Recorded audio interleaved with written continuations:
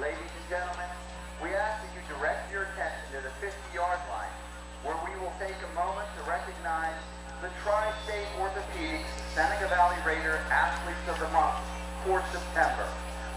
In its second year, the Seneca Valley Athlete of the Month Award would like to thank Tri-State Orthopedics for their sponsorship of our Raider Athlete of the Month program.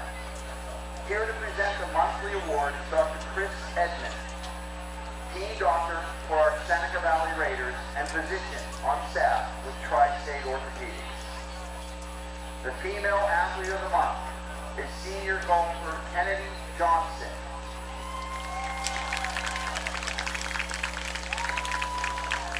Kennedy finished third in the section individual championships in late September, shooting a 72, and is a two-time WPIAL individual champions qualifier. Kennedy has been an instrumental player this season, lowering her scoring average to a sub-39 and helped lead the Raiders to an overall record of 8-7 and 5-5 in section play. Congratulations, Kennedy, and well played this season.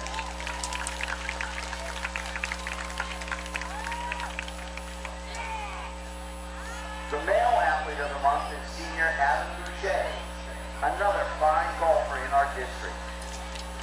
Adam led the varsity golf team in scoring average, tied for first place at the section individual championships, tied the school record for 9-hole match score with a 32, and placed fourth at the WPIAL individual semifinals to qualify for his third consecutive WPIAL individual finals. Adam and his teammates recently competed in the WPIAL team golf semifinals, falling just short of the championship round. Congratulations, Adam, on a fantastic season and a Raider golf career. Ladies and gentlemen, one final round of applause for our two Seneca Valley outstanding student athletes.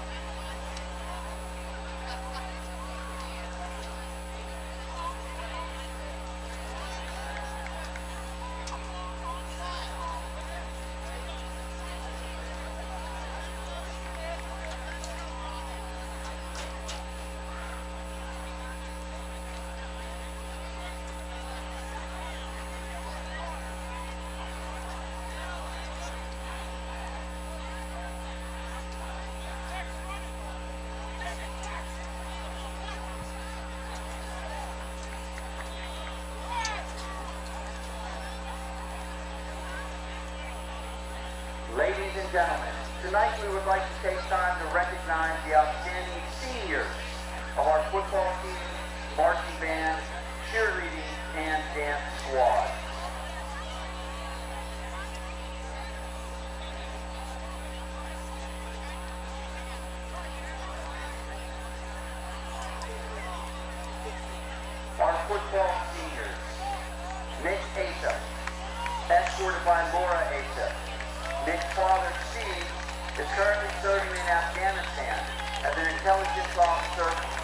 U.S. Navy. Jake Vanovsky, escorted by Brian and Jennifer Vanovsky. Cameron Comack, escorted by Nick and Darlene Comack. Andrew Davies, escorted by Jeff and Barb Davies.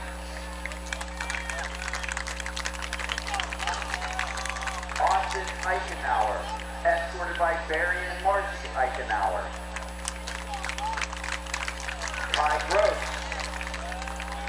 escorted by Shane and Diane Gross. Tyler Johnson, escorted by Corey and Michelle Johnson. Noah and Hunter Mancuso, escorted by Kirk and Jen Mancuso. Scott McKenzie, escorted by Jolene and Andy McKenzie. Gabe Miller, escorted by Nora Miller and Bill Miller.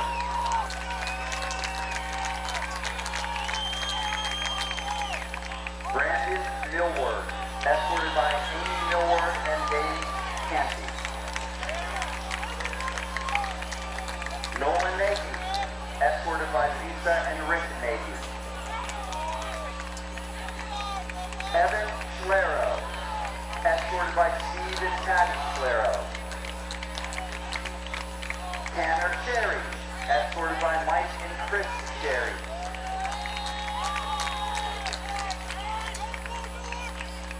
Parker Smith, escorted by Sean and Becky Smith.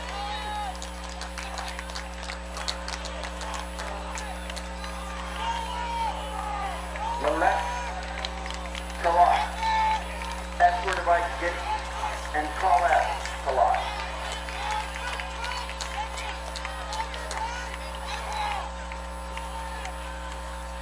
And those are our senior football players for 2017. Our student manager, C.J.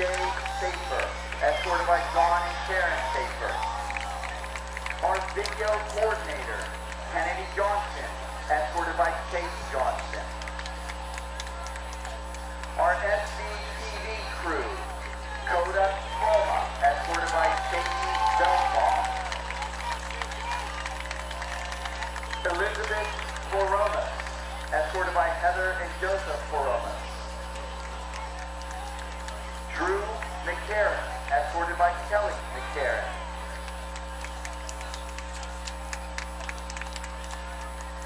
Nathaniel Perigo, escorted by Alexandra Perigo. Jack Reynolds, escorted by Randy and Noel Reynolds.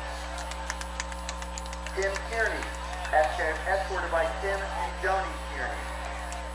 And those are our senior SVTV video and managers for 2017.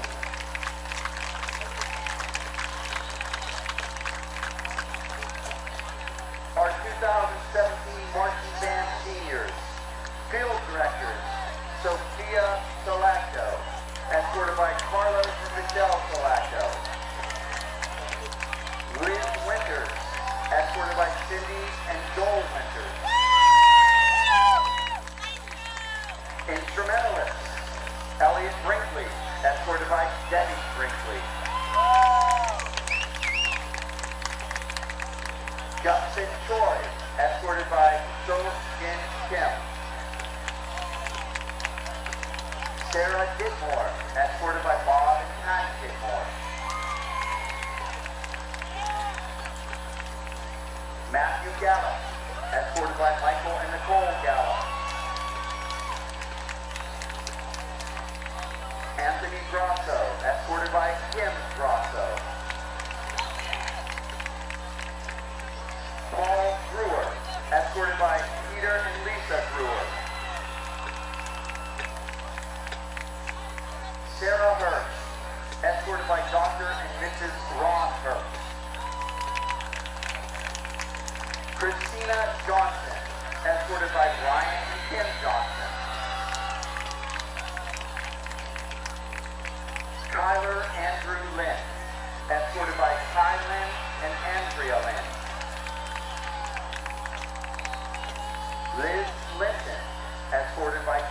Susan Linton. Daniel Luffler, escorted by Doug and Jenny Luffler. Carla Loach, escorted by Charles Loach.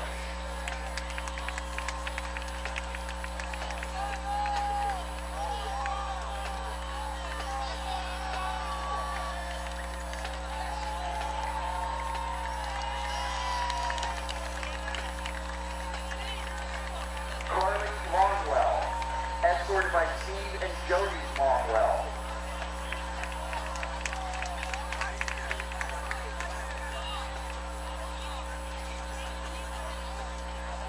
Rachel Manuel, escorted by Tim and Amy Manuel.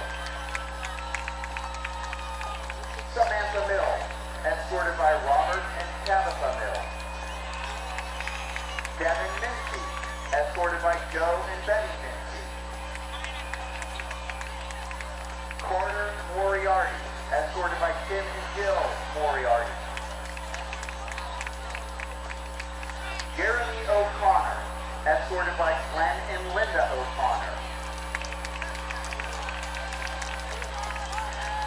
Mia Caserva, escorted by John and Marie Caserva.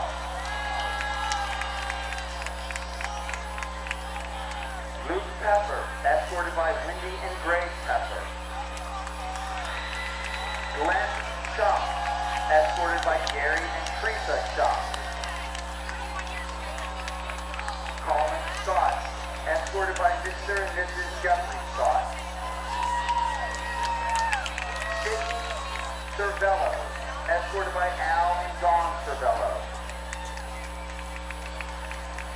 Brandon Petsko, escorted by Jeff and Natalie Petsko. Alina Taylor, escorted by Bob and Liz Taylor. Taylor Teitelbaum, escorted by Todd Teitelbaum and Sandy Teitelbaum. Jessica Yule, escorted by Jim and Lori Yule. Henry Von Riddlin, escorted by Stefan and Tony Lynn Von Riddlin. And Amanda Zonker, escorted by Linda and Jackie Zonker. Those are the seniors of your 2017 Seneca Valley Marching Band.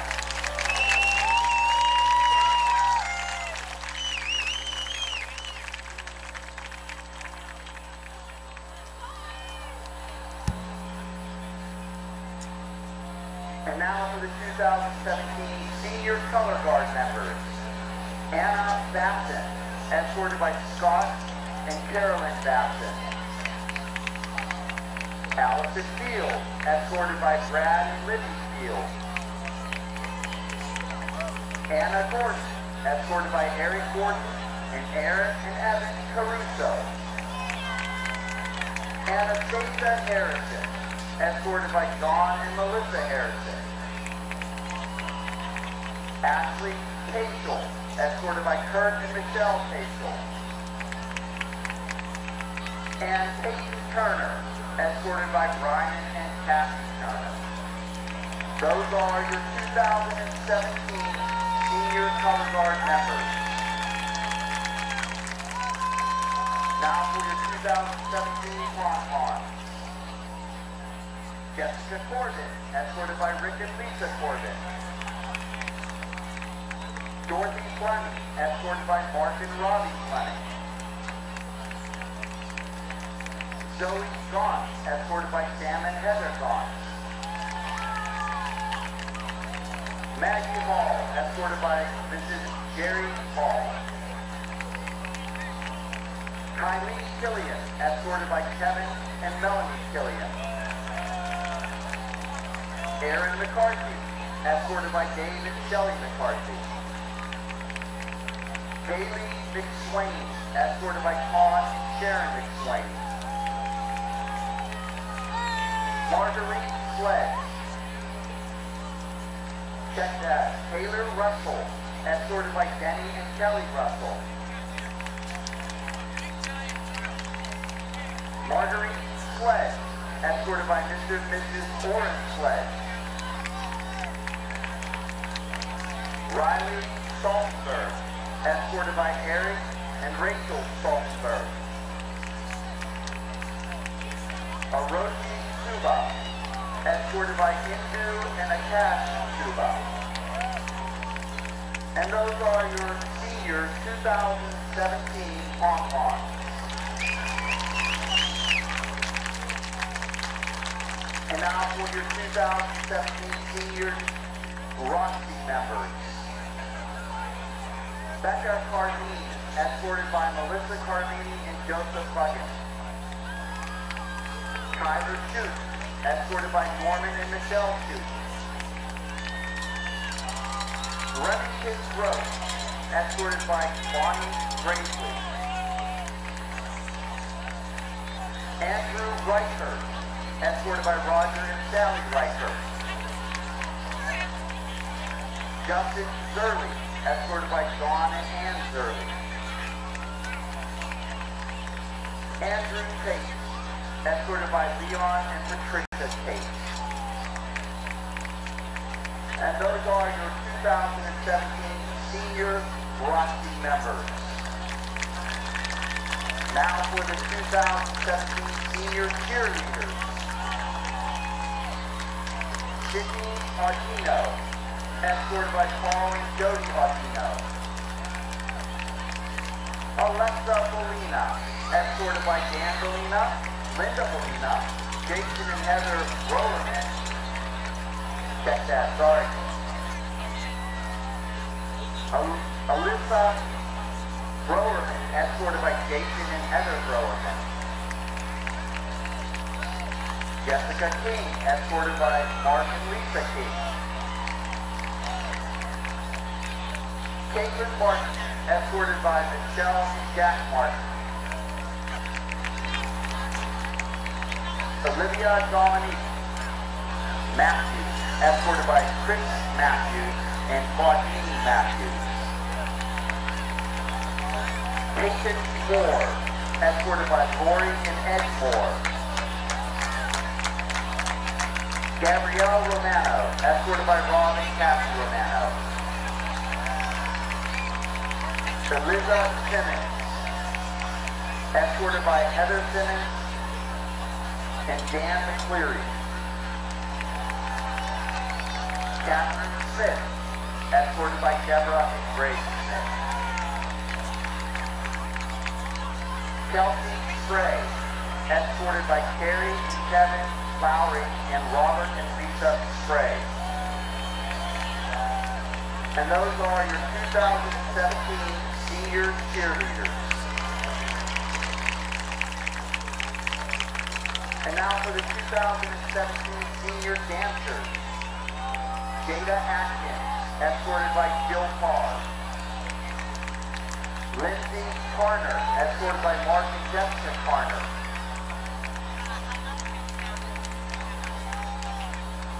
Caitlin O'Rourke, escorted by Amy Griffin. Maddie Dawn, escorted by Matt and Jeannie Dawn. And those are your 2017 senior dancers. And now for our senior mascots. Luke Enders, escorted by Chris and Tammy Enders.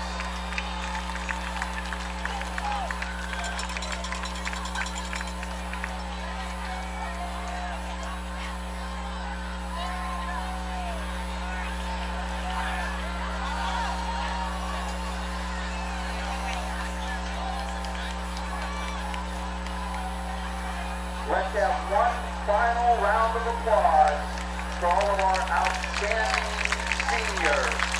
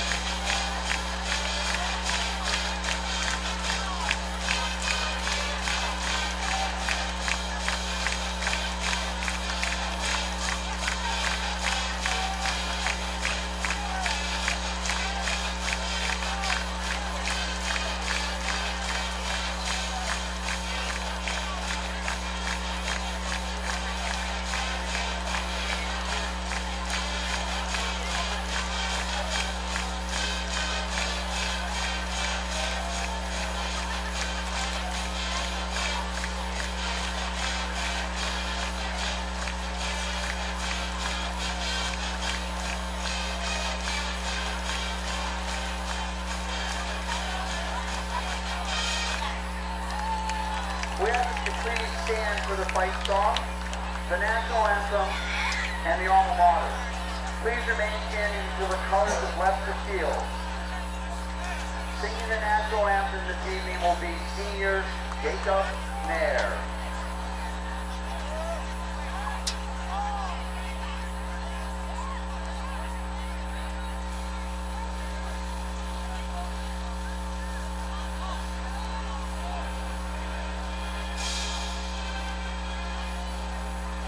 I was so happy waiting at the twilight's flashing, through sunshine and bright stars, through the perilous fight.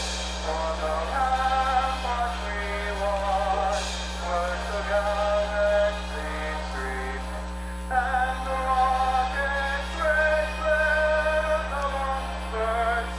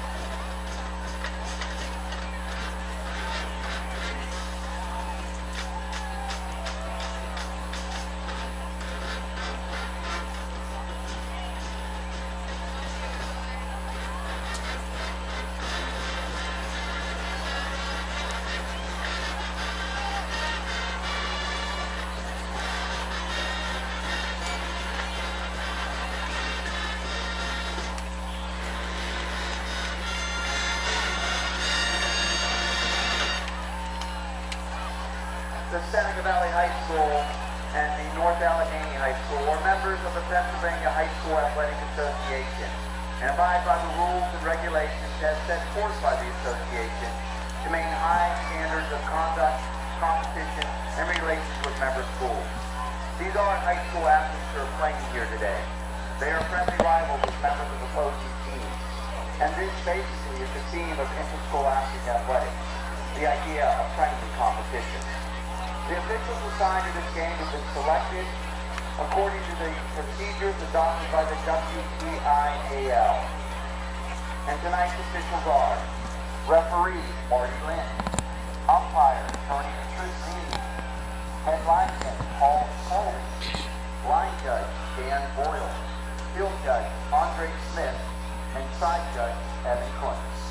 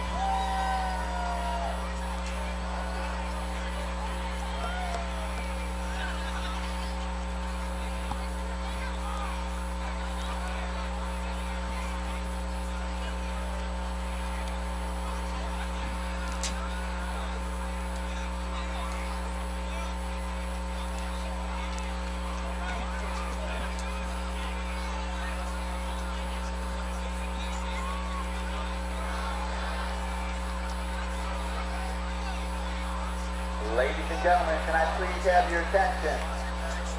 Our fantastic student section, who aren't listening to me, will soon be releasing their blue powder. This blue powder may catch the prevailing winds right now and blow into our bleacher seats. So we ask you to take precautions and be prepared for the blue powder that our student section will be releasing momentarily.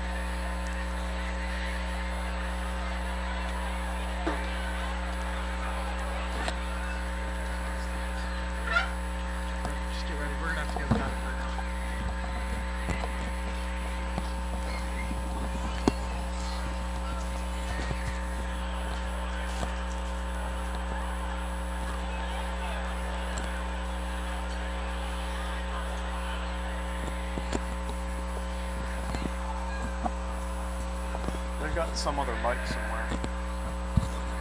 I know. Yeah.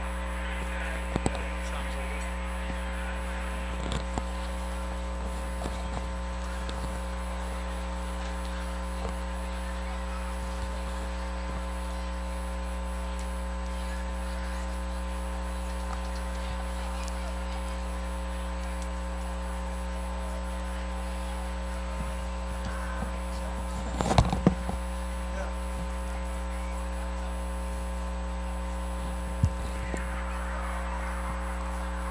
Yeah, that's fine. Just bring it all up. 10 minutes. Just tell them they're with SVTV.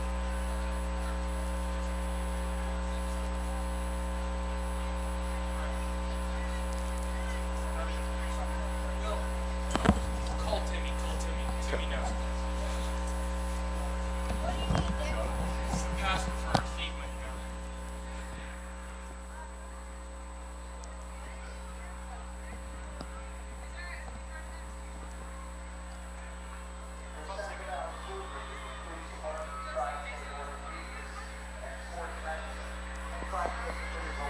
Jack. Well, Timmy knows. Call Timmy.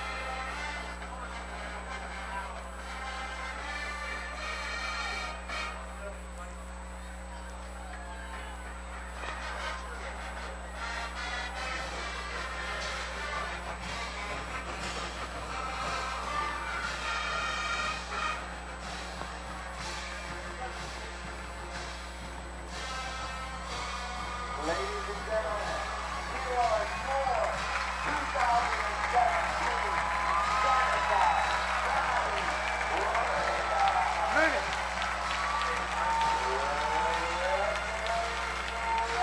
Mooney. Mooney.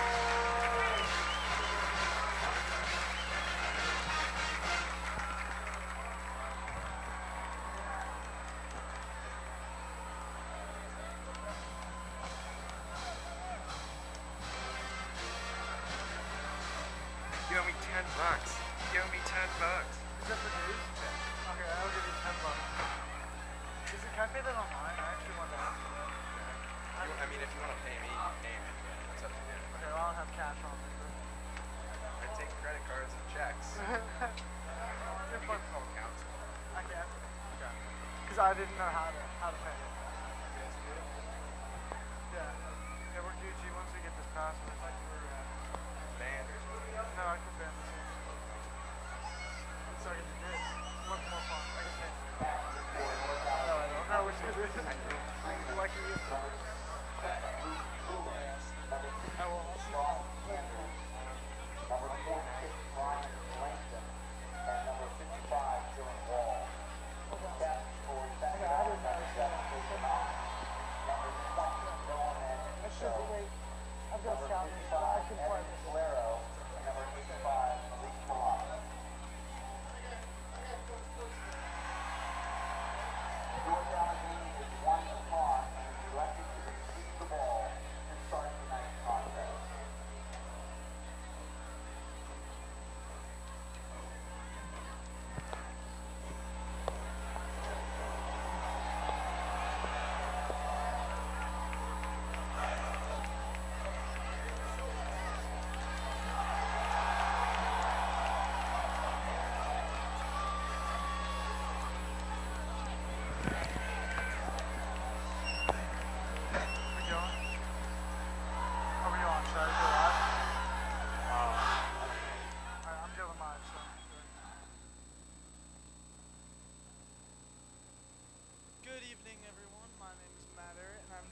in the press box at Next Tier Stadium by Will Adams as we bring you this WPIAL matchup between the Seneca Valley Raiders and the North Allegheny Tigers. Looks like it should be a pretty good matchup tonight. Both teams are looking decent coming into this game. Will, do you have an opinion on this game, where it's going to go? I think it's a great matchup tonight. We have a Seneca Valley Raiders team that's struggled. Their record doesn't really reflect how good they are, though. They have a lot of individual talent, and even though the NA Tigers have a better record than they do, I think they could pull an upset here tonight. Yeah, you know, I think the Seneca Valley defense has been pretty strong so far this season. They did hold strong offenses such as Central Catholic to only about 28 points. The Seneca Valley offense, however, has struggled under the leadership capabilities of sophomore quarterback Gabe Lawson. So we'll have to see if coming into this game, after he threw a pick 6 last week, if he's a little bit tense and maybe doesn't get going as well. They do have a new quarterback running the second string offense this week, and that is senior Ty Gross. So we'll see if he has a chance to step in tonight and maybe get to play quarterback a little bit, as he normally plays right outside linebacker. There he is out there on the field, number 9, outside linebacker. He shifts over to the right there. That's Ty Gross. It's 1st and 10 here at the 30-yard line for the North Allegheny Tigers. Quarterback's going to keep it there. He's going to take it on a 7-yard rush right up the middle. It's going to be 2nd and 3 for the North Allegheny Tigers. The Raiders defense last week gave up a lot of 3rd down conversions, and if they do that again this week, I don't think this game is very winnable for them. But if they can contain this NA defense and offense, they will stand a much better chance of winning. Yeah, you know, Seneca Valley's defense, I think, has struggled, not because of their incapability. As you can see right there, they just got a sack and forced a fumble. That was Gabe Miller there, number 40, probably one of the best players on their team that got that sack. But the defense, Seneca Valley's defense, has been out there for probably around 90% of the snaps as their offense has struggled recently. Yeah, that was an excellent play there by Miller. Forced the fumble, was recovered by North Allegheny, but that'll knock them back to 3rd and 11 here at about the 30-yard line. And we'll see here if the Raiders can make another stop.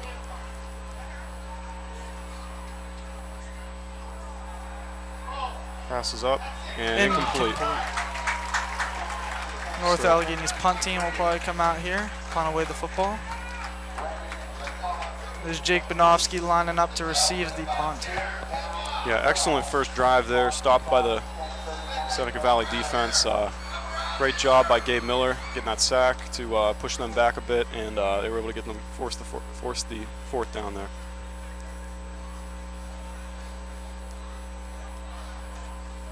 All right, punt is off right there. Fair catch called by Jake Banofsky as he takes it right around the 38-yard line.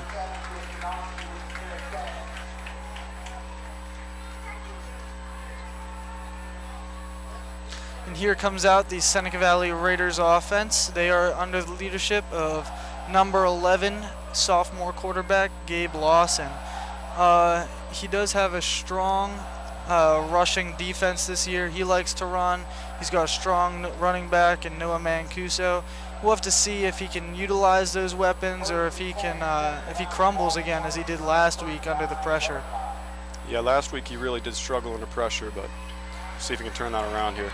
Here he is lining up for the pass. Pass is incomplete as he overthrew number 33, Jake Stebbins. Stebbins was very strong last week. He was great on the defensive end as well as offense. He had a few receptions, one for over 15 yards, and we'll see if he can have another great performance tonight. Yeah, you know, whenever you look at the Raiders offense, it really is primed for greatness minus the quarterback position. They have a strong running back, strong tight end, some strong wide receivers. And last week, whenever Kalen Smithco, their 2nd string quarterback, came in, we saw them utilize that. And there's Gabe Lawson there with an 11-yard run. He's going to take it to the 50-yard line, and that will be a Raiders 1st down. Great play there. Lawson was able to make it up the middle, and he's proving once again that his run game is much stronger than his passing game. He's Struggled last week passing, had a few completions, mostly stuck to running the ball though, and as you can see, he's pretty good at it. Here it is, 1st and 10 for the Seneca Valley offense. He's going to hand it off to Noah Mancuso, who will get a 3-yard run there. Will be 2nd and 7 for the Seneca Valley Raiders. Well, the biggest thing tonight for the Raiders is making sure their offense is consistent. Last week it was either boom or bust for them. They had many over 15-yard plays, but a lot of times they were neutralized, even sacked a few times. So if they can keep the tempo up, they'll be able to make it to the end zone, hopefully before the 4th quarter, as they did last week. Got to keep mixing plays up too. Go with the pass, go with the run, go with the QB sneak. And that's going to be another good run from Noah Mancuso there. It's going to be a Raiders 1st down, and that will be bringing the Raiders offense up to the 39 yard line in Tigers territory. Yeah, the Raiders, as you can see, they're a pretty run-heavy team with a strong running quarterback and running back, and they'll have to keep that tempo up, have to keep that run moving if they want to win this football game tonight. Here we go, 1st and 10 for Seneca Valley. Fakes a handoff, play action pass, complete to number 33, Jake Stebbins. That is their tight end on a 9-yard pass. It's going to be 2nd and 1. But there is a flag on the play, so we'll hold that. A great catch and run there by Stebbins. And he just really showcased the athleticism there, cutting across the middle. And he was able to pick up a few yards after the catch there. So, great play.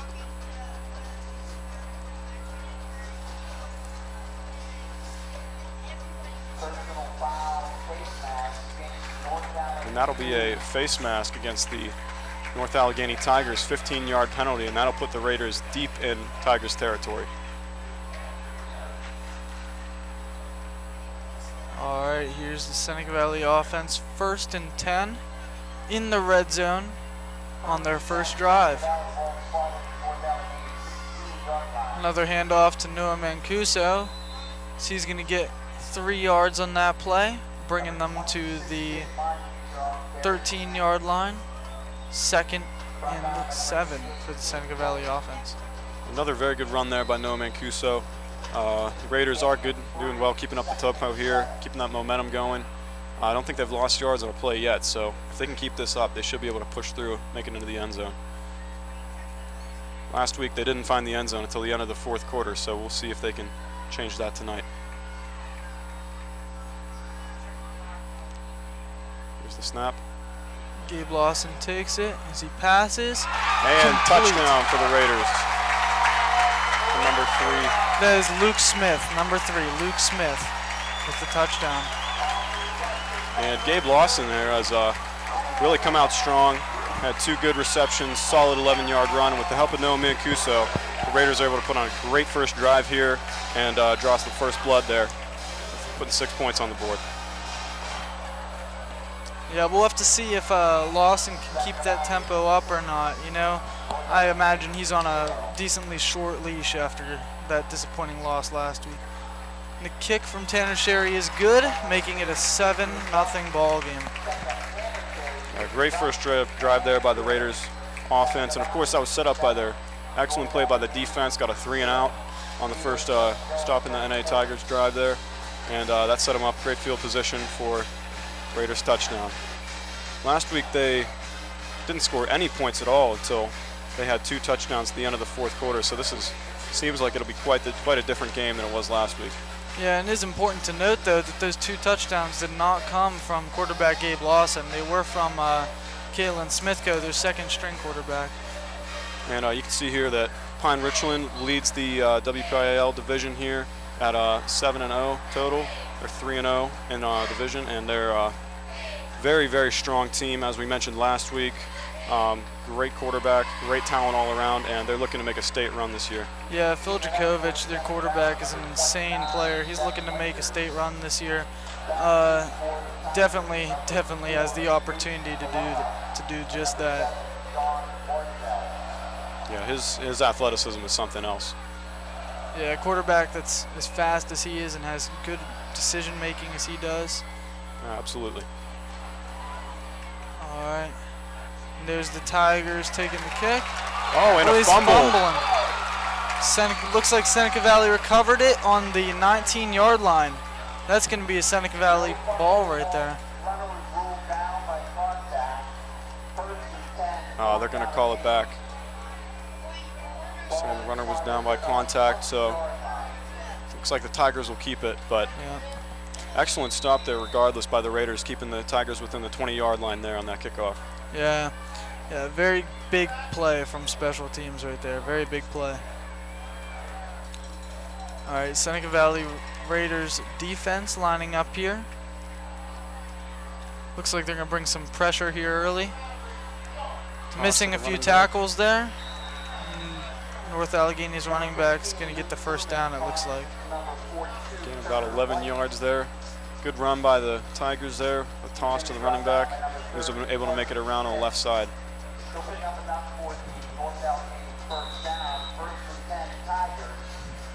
Now the Raiders are going to really have to work hard to contain this defense, as last week the Bethel Park Blackhawks were able to run all over them. They had two very strong running backs as well as their quarterback, and the Raiders just could not contain them. So we'll see tonight if they can contain the running game. All right, yeah, so here's the Tigers offense getting off to a slow start here on this first down. They are going to be 2nd and 7. Not as big a play as they just had.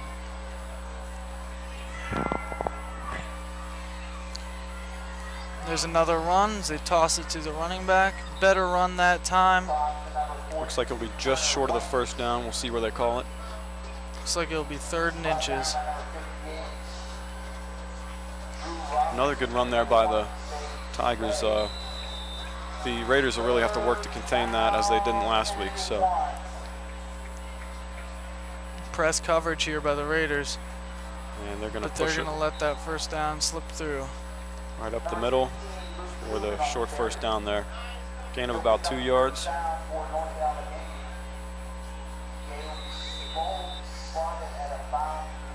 And that's going to be first and 10 on the 42-yard line for the Tigers.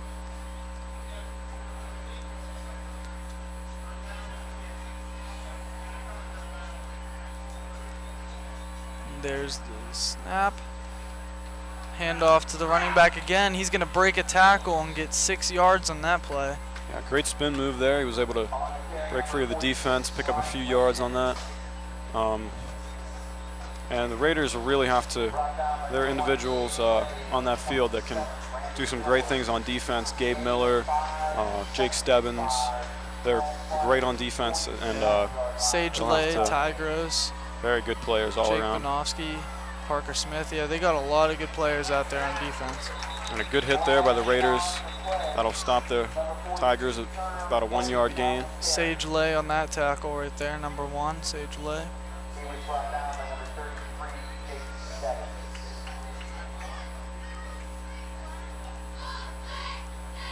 Yeah, it looks like a flag's down.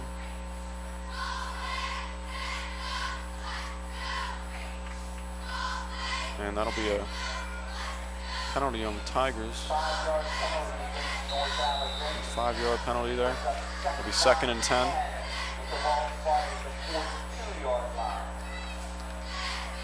There we go, 2nd and 10. Quarterback drops for the pass, and it will be complete, but short of a first down. Very close, good pass there. Gain of about 9 yards. That's going to make it 3rd and 2. And we'll see if the Tigers can convert again on 3rd and short here. 3rd and 1, I'm sorry, yeah.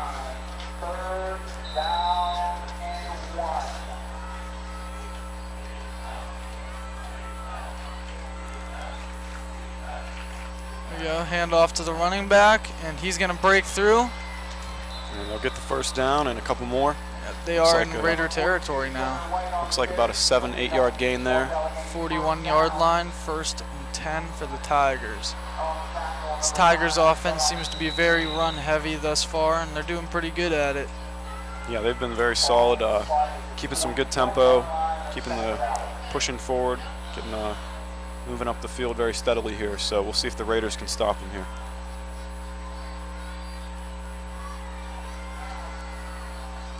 He's going to break through again.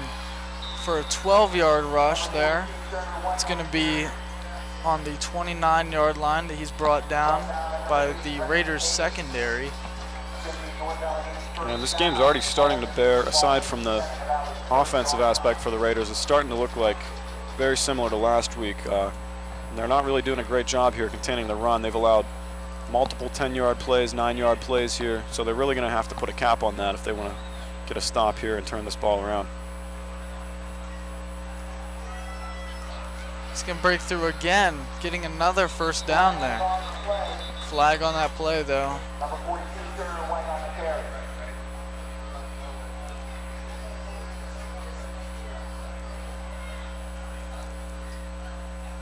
And the Tigers' offensive line is doing a great job opening up holes for their running back to make it through. They've been very solid thus far, but looks like they've got a block in the back penalty. That'll be a 5-yard penalty. They're going to be on the 35-yard line now. First and 15 for the Tigers. First down, 13, I'm sorry. 33-yard line. 33-yard line. All right, here we go. Snap is off. He's going to keep it. Looks like nope. Passes it out of bounds. Incomplete. Threw it away. That was good judgment, though, by the Tigers quarterback there. He knew the sack was coming in, got rid of the ball. Yeah, great pressure there by the Raiders defense, and they need to really keep that up if they want to stop this, stop the tempo that the Tigers are starting to build here. Yeah, it's going to be 2nd and 13 though now. A little bit better position for the Raiders defense, but they have let that slip in the past, so we'll have to see how they can do.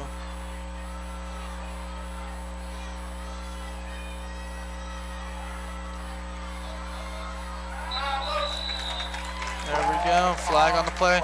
Looks like it's going to be a false start there for the offense.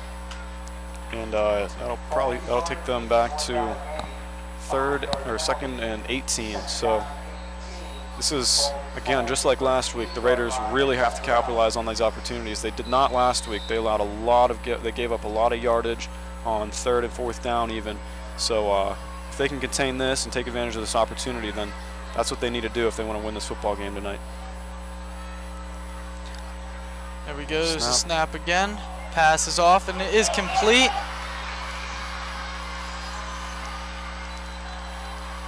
And it looks like the Tigers will be down just short of the end zone, about the 2-yard line.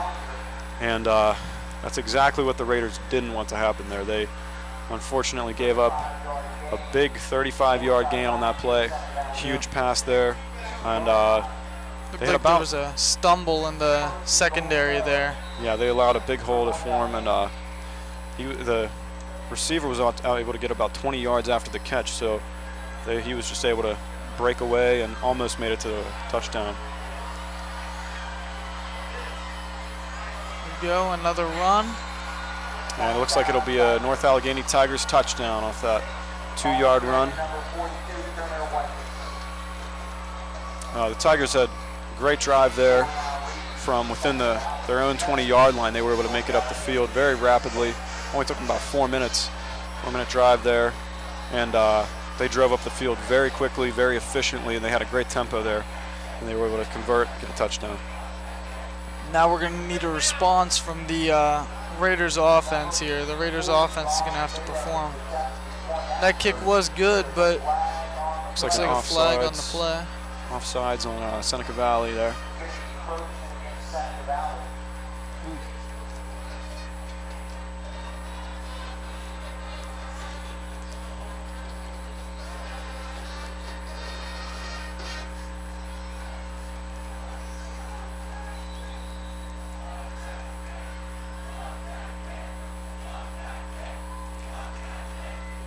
You can hear the student section chanting, "Block that kick." There's the student presence here is just incredible, and it looks like they're going for the two-point conversion.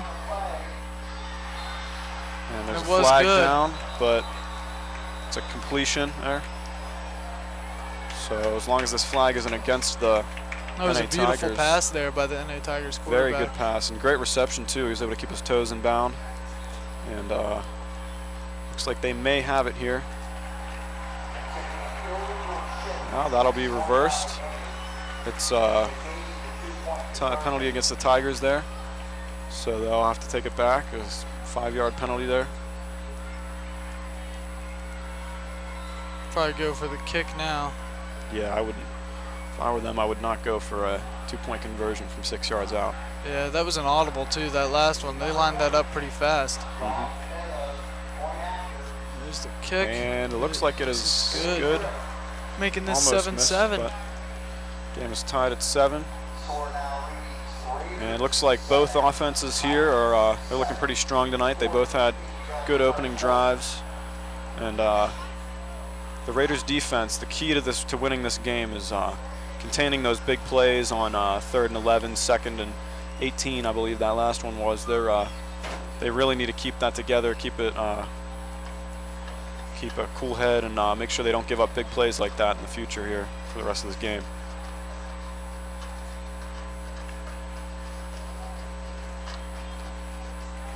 And the Raiders are getting ready to receive the kick here.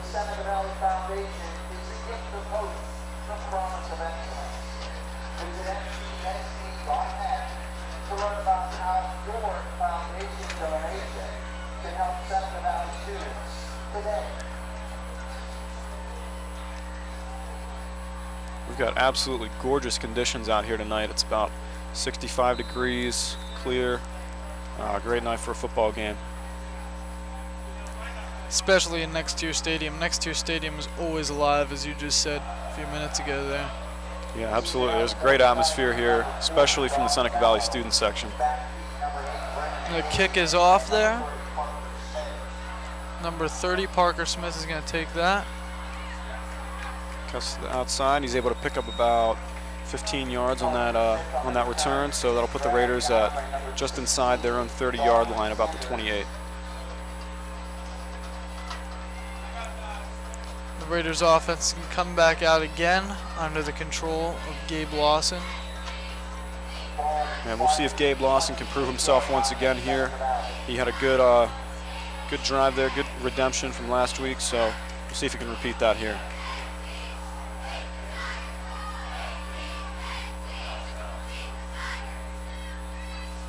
There we go, handoff to Noah Mancuso. Looks like that'll be a short or no gain there. Looks like no gain on that play. It'll be 2nd and 10 for the Raiders. And the Tigers defense there was just all over them. They were very mobile, able to stop that run there.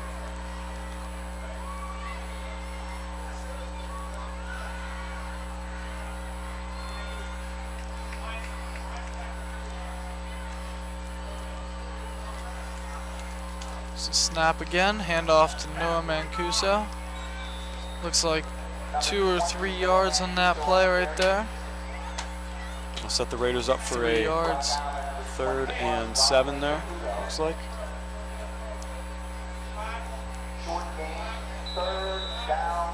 See if the Raiders can keep up their tempo here with the run game. They were able to establish a great rhythm on the last drive, so we're going to have to work hard. This Tigers defense came out strong there on those first 2 plays, so see if they can keep up. There's Lawson again for a pass, and he's picked off. That is it. Threw into triple coverage there. I'm not sure what was going through his head whenever he threw that ball. Runner's still up. He's juking everyone out. Looks like he's going to get... And he's out of bounds at about the 24-yard line there. Yeah, he got 10, 15 yards on that pick right there. Yeah, that was absolutely a bad look by the quarterback, by the Raiders quarterback, throwing into triple coverage, and you throw that ball, it's going to get intercepted 10 times out of 10, especially with very strong defense like the Tigers are showing here. So the Raiders are really going to have to minimize those mistakes if they want to win this game.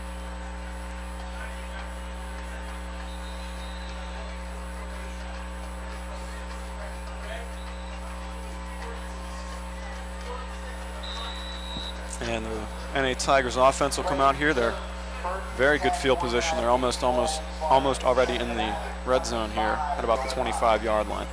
Yeah, you know, if this offense here scores a touchdown, I'm not sure how much more leeway the coaches are going to give Gabe Lawson under the quarterback.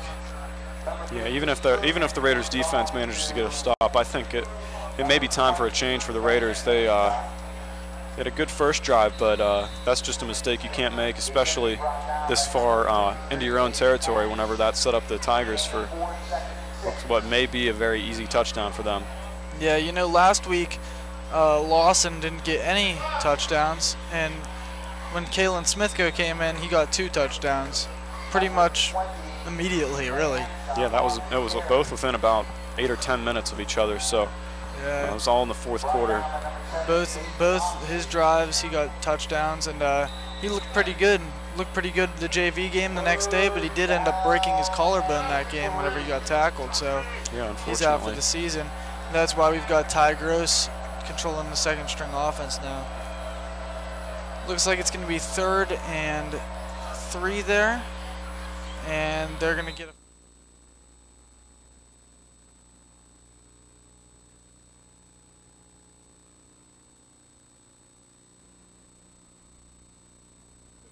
neutralize that run if they wanted to stop the NA Tigers from scoring here, but as the Tigers are getting about 5 yards of play, and they may not be able to put the brakes on soon enough to stop the Tigers here from getting a touchdown with the way they've been playing so far.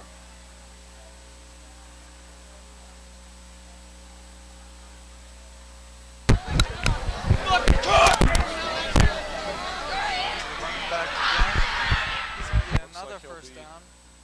Stop just short of the end zone there. 3-yard line. And this is going to be very tough for the Raiders to contain. Yeah, you know, he's looking very, very good, their running back is. Yeah. 42 for the Tigers. Looks fast, looks strong. Yeah, this Tigers team is very quick. They've had, on defense and offense, they've been exceedingly fast at both running the ball themselves and containing the run for the Raiders. So if they can keep that up, this will be a very winnable game for them. And the ball is on the 3-yard line there.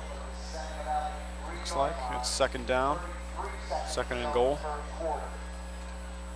2nd and goal on 3. Looks like they've got 3 guys lining up in the backfield for blocking, and their running back's going to take it again. And he stopped just short there. Just short. Looks like he's on the 1, yeah. Maybe within that. It'll be 3rd down. Half, yeah. And the Raiders may be able to stop them here. But if I was the Tigers and I'm in this position, even if it goes to 4th down, even if there's no gain on this play, I would still go for it. This Raiders defense has been giving up a lot of short yardage and even some bigger plays too, but the Tigers have pretty much been able to force their way down the field very quickly on for their second drive, and this one off the turnover there. So that'll bring us to the end of the quarter. 7-7. The Raiders and the Tigers are tied. That was a pretty solid. Looks like we're going to throw down to Timmy Tierney at the sideline. When am I going? We're running out of time. What is going on in Seneca Valley? I am Timmy Tierney on the sidelines. It is the end of the first quarter. We are tied 7-7 with North Allegheny. It is a great game so far. Seneca's really pushing this North Allegheny offense to the limits. It has been a great game so far, and as you can see behind me, the student section is really into it tonight. Back to you guys in the press box.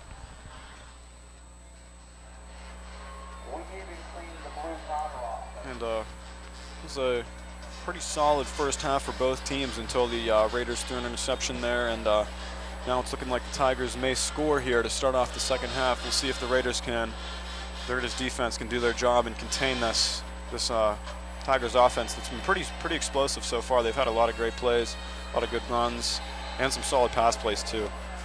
So they're a dual threat team. They may be able to pull a touchdown here.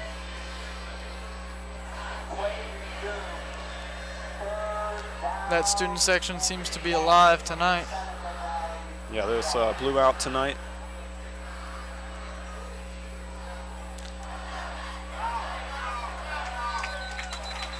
And it looks like the Tigers will be stopped again, bringing us to 4th down, and no gain on that play. They're still at about the 1.5 yard line. So it looks like the Tigers will be going for it here. Their offense is staying on the field. They won't be bringing out the kick team here. And I think that's a smart decision by the Tigers. It is a gutsy call, but looks like the right one to make here with how they've been pushing through this Raiders defense. Yeah, and you know, it's also 4th and 2, and whenever you leave your offense out there, it's not always I have faith in my offense, but I have faith in my defense too. We saw how the Seneca Valley Raiders offense performed under pressure, and it wasn't good. And he'll fumble on the play, but it's recovered for a touchdown. Still find the end zone there, it looks like, and that'll be a Tigers touchdown.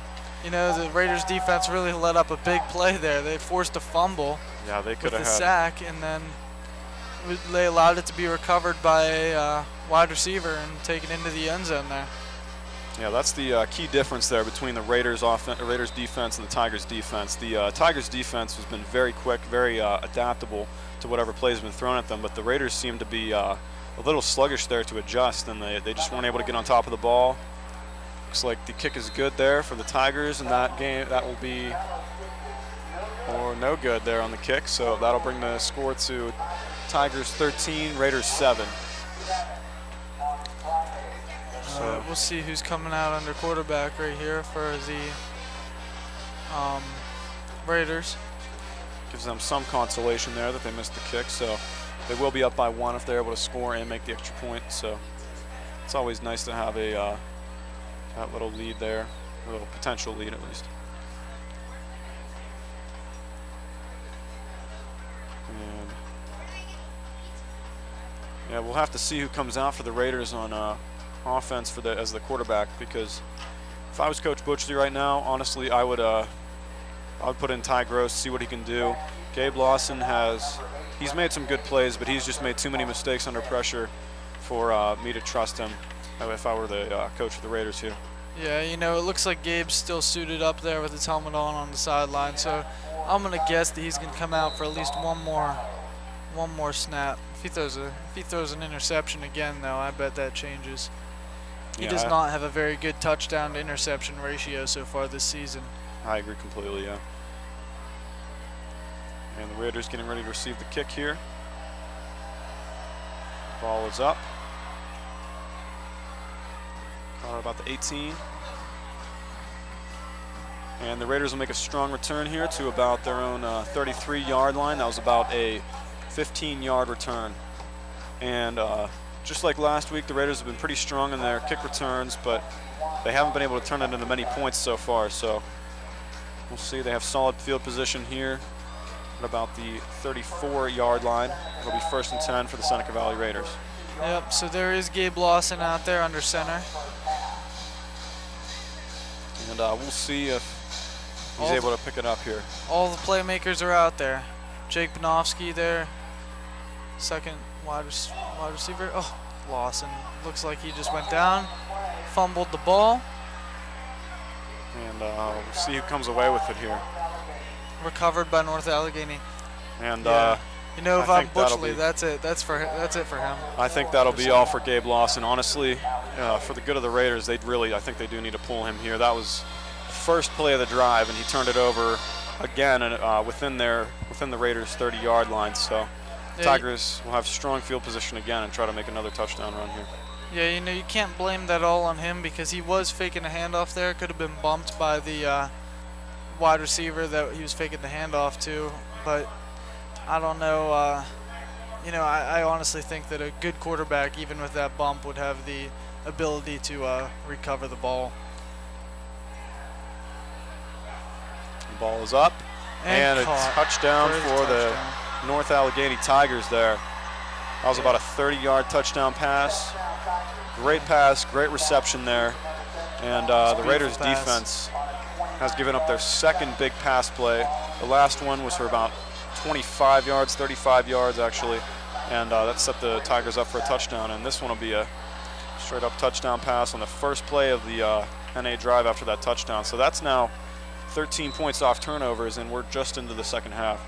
Yeah, you know, I don't want I don't really want to blame the Raiders defense though, because they came out and performed good the first drive, right? Put a 3 and out. Looks like that's gonna be a good 2-point conversion too there, making it 21-0. But 21-7. 21-7, I'm sorry, yeah.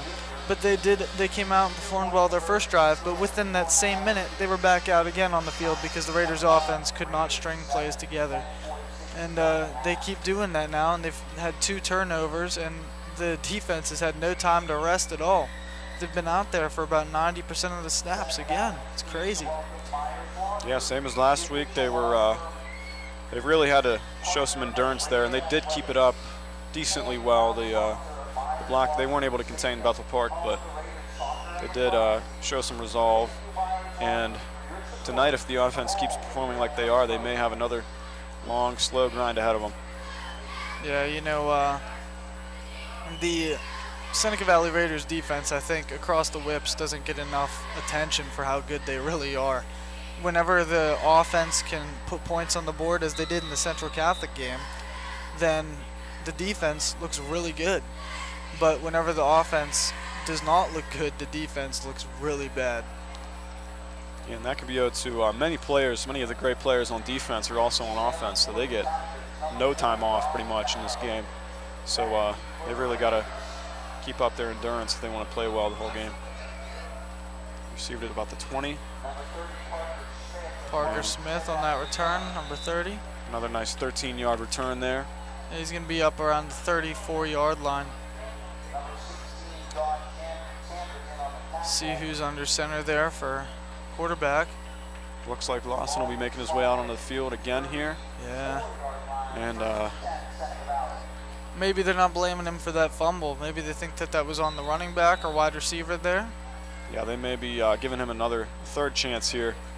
But we'll see if he can do anything with it. Hopefully he won't make any more blunders here, or his team overall. All right, the handoff to Luke Smith is good. Oh. And the ball comes out. It'll be a roll out of bounds for, looks like a loss of about 3 yards there. It'll be 2nd and 13 for the Raiders. And luckily the ball made its way out of bounds before the Tigers were able to recover it. But they have 2 turnovers already in this first half, so they're really going to have to minimize that if they want to come back in this game. Yeah, you know, I struggle to believe that Gabe Lawson isn't able to string together more passing plays here. His offensive line is built almost entirely of seniors. Very, very good offensive line. Very good running back that takes some pressure off of him. Great wide receivers in Jake Banofsky, and then the pass incomplete there again. And then Luke Smith. You know, he's got a very good offensive unit out there with him. Tight end is Jake Stebbins. He was on the Whippeal Players to Watch this year. Very good player. But he just had to throw incomplete there. I don't know if he's just doesn't feel like he has the time, if he's not reacting well to pressure. Looks like he might be leaving the pocket too early on some QB scrambles. I'm not sure what's going on. Yeah, he has been struggling after that first drive. His kind of performance has dropped off. And that's going to be Noah Mancuso with the run there. Solid run out of Mancuso, 7 yards. Yeah, it was a good gain, but that'll be about 4th and 9 for the Raiders, so they've got to kick it away here. Unfortunately, their offense came up too late on that drive, so that'll be a 3 and out for the Raiders. And they are really just struggling here. I think it's time for a change in the quarterback position if I'm Coach Butchley.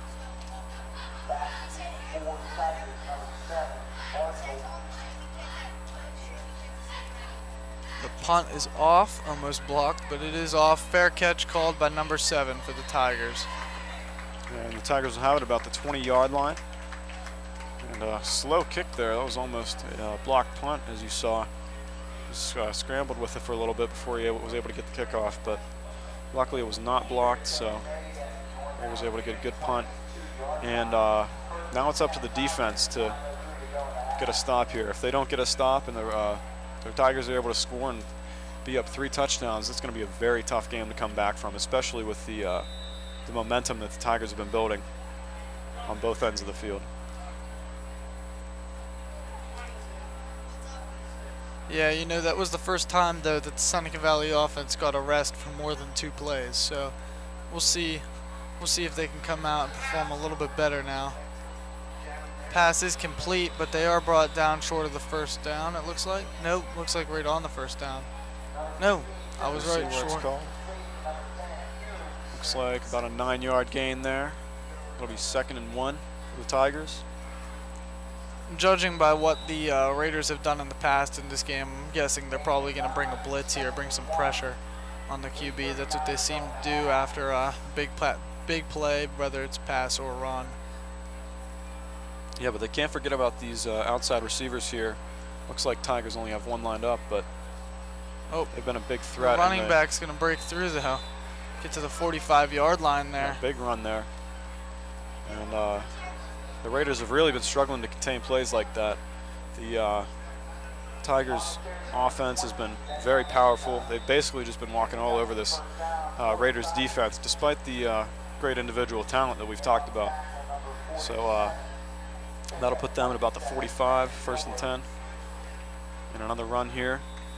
Looks like for about a half-yard gain. You know, I'm wondering if the Raiders defensive unit just seems to be a little bit down in the dumps, a little bit angry, a little bit sad out there. They don't seem like they're as alert as they were originally in this game. Probably because of how poor their offense has performed recently, but yeah, that's no excuse for you got to keep your head in the game. You got to stay 100% no matter what the scoreboard brought down says. Again. Great play by Sage Lay there, number 1 on the tackle for a loss. A loss of 2 yards there. It's going to be 3rd and 11 now. Great play by the Raiders offense, or Raiders defense, I'm sorry. Might as well be their offense. They're scoring the same amount of points. That is true. And this is maybe the dozenth time that, counting last week and this week, that the Raiders have had an opportunity to make a stop on longer than 10 yards, and ball is up. And it looks like they'll give up another 1st down here. We'll see how they call it. And regardless of if you got the 1st down or not, it's going to be 4th and inches. And it looks like they're going to give them the 1st down there. First down. And there's no excuse for that. The Raiders have just been letting this Tigers offense walk all over them, and that was a perfect example of the Raiders defense just not keeping their heads, acting sluggish, and they just weren't alert there. They weren't able to stop that pass play. It's 1st and 10 on the 55-yard line in Raiders territory. The Tigers running back again stopped, only a gain of a yard there, 2nd and 9. And we'll see if the Raiders can finally turn it around here. I don't think that they're team that they faced. I don't believe that the Blackhawks had a punt it 1 single time the whole game, and the Tigers they've punted it once, but now they've been able to convert almost every time, getting 1st down after 1st down. So I will say, however, this is the first punt. This was the first time the Raiders punted after that first drive. Oh, Sage Lay's coming in with some heat there on the pressure. Looks like he's going to push him out of bounds around the 41-yard line, or I'm sorry, 39-yard line. So luckily the Raiders were able to contain the 1st down there, but with 3rd and 3 here, and as strong as the Tigers' run game is, they may be able to force another 1st down conversion for them. So yeah, Sage Lay was almost right on top of the quarterback there, but he had a great amount of mobility there. He was able to get away from it and put about a 7-yard gain up. Got about 6 minutes left of the half. Score is 21-7. That's a timeout for North Allegheny on 3rd and 4.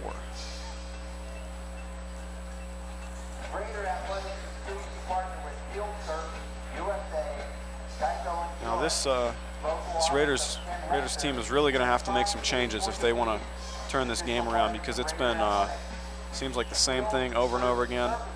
Every new 1st down is another set of solid gains from the Tigers and another 1st down conversion. So unless the Raiders are really able to put the clamps on this Tigers offense, then they're going to be really tough to contain here. Yeah, you know, Gabe Lawson's still warming up on the sidelines over there. Looking like he's ready to come out of QB again. Not sure if maybe they're giving him to the half or what the coaches are thinking. Maybe they still have faith in him. I'm not sure what's going on there. Yeah, we'll see what the coaches will call here. Ty Gross is out on the field playing outside linebacker right now, so he may or may not be coming in at quarterback. We'll have to see how it goes.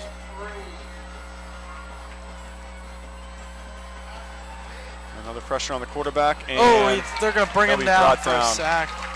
Excellent play there by the defense. Looked like Ty Gross on the sack there. Nah, that was number 7. That was Jake Banofsky on that sack. I'm sorry. Yeah, you looked very good on that play. Jumped up to block the pass and then went in for the sack. Yeah, excellent aggression there. He was very quick. And that's the kind of speed and aggression that the Raiders defense is going to have to show every play if they want to make stops here. Yeah, they've been a bit lackadaisical on some of these plays, and they've paid for it dearly. So looked like that pep talk that they gave him right there really put him in. And Jake Banofsky's also lining up for the punt return there. He's one of the star players on this Seneca Valley team, playing wide receiver, punt returner, and free safety. Yeah, very good player, very versatile, and it looks like they're going for the fake here. It's a fake punt. Sage Lay. Oh, no tackle. Did he get the first down? Looks like he got flag on the play. Flag down. We'll see what the call is. Looks like he may have the first down if this penalty doesn't reverse that. Sage Lay was running in for that tackle last minute. Looked like he was one of the only guys on top of that play right there as it was going on.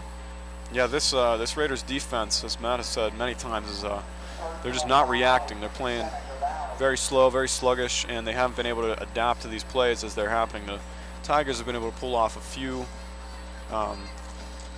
plays here, just very quick, very sly plays, and they were able to get. And that looks like a penalties big against gain. the defense. Yeah, that's why the penalties against the defense. So they're in the red zone now. They're going to be on the 15-yard line here. 1st and 10.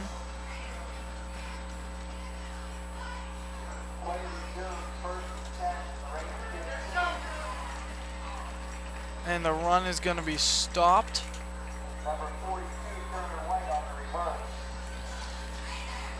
Yeah, yet another opportunity was given up by the Raiders there on that fake punt. That was a good play by North Allegheny, and they took advantage of the Raiders' defense's lack of adaptability tonight.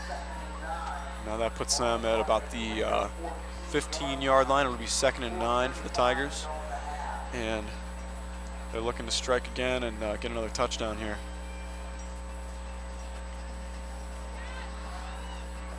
Quarterback is falling back, and he'll make a run for it, and he will make it into the end zone. That'll be another North Allegheny touchdown.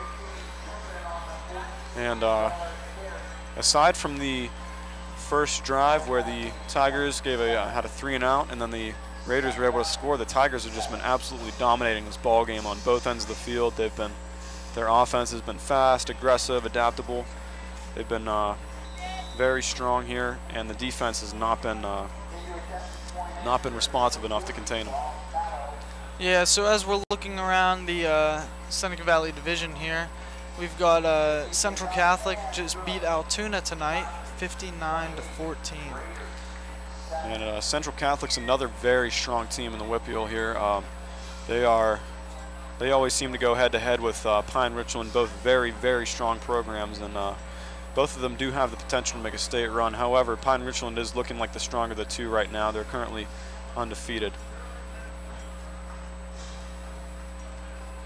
And the kick was good there for another 7 points from North Allegheny. That brings our score to Tigers 28, Raiders 7, with about 4 minutes left of the half. Yeah, so as you were just talking about Pine Richland, they are up right now in the second quarter with 2 minutes to go. They're up 42-0 against Shaler.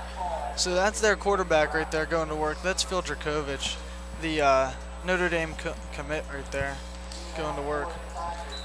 Yeah, Drakovich has been very strong all the years that he's been playing, but especially this year. I believe it's his senior season, so he's really looking to continue to improve, and looks like the Pine Richland Rams have been putting on a great show this season. And the kick is up. It's a flag down. See what the call is here. 4 minutes and 17 seconds left in this half as Seneca Valley is losing 28-7. And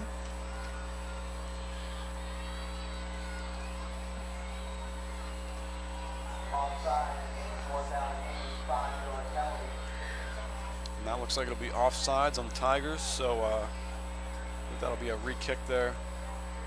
Number 40 Fallows keeping it up for the Tigers.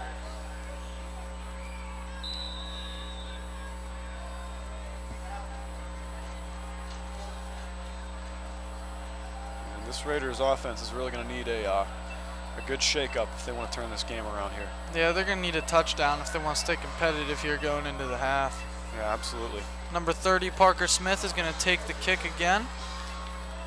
He's going to break one tackle, and he's going to be brought down at the 29-yard line. A solid return for Seneca Valley there. Yep, another very good return for Seneca Valley. All right, so we're going to have to see who's coming out under center this time, and it looks like it's Gabe Lawson again coming out there. Fourth time's the charm, I bet. That's what they're saying, I guess, down there. Yeah, hopefully Gabe Lawson will be able to prove that he's the right choice here. But if he doesn't, I'm really not sure that he'll be coming out again in the second half here. I've struggled with their decision to put him out on the field the last 2 times, so we'll have to see. I like them just running the ball, though, like that. Noah Mancuso right cuts to the left, cuts right back up the middle. He's going to get a first down on the 43-yard line, almost out of Raider territory there, almost into Tiger territory. Yeah, that was about a 13-yard run there from Mancuso. And hopefully the Raiders here, they're really going to need to score a touchdown before the half ends here. Yeah, if they want to keep in this ball game. If I'm Lawson, I'm just going to keep giving the ball to my playmakers. I'm going to realize that recently I haven't been a playmaker, and I need to give my ball to my playmakers. Absolutely, yeah. It's all about the team and making sure that people who are playing well are getting the ball. Yeah, and that's what the Raiders really need to do here if they want to win this game.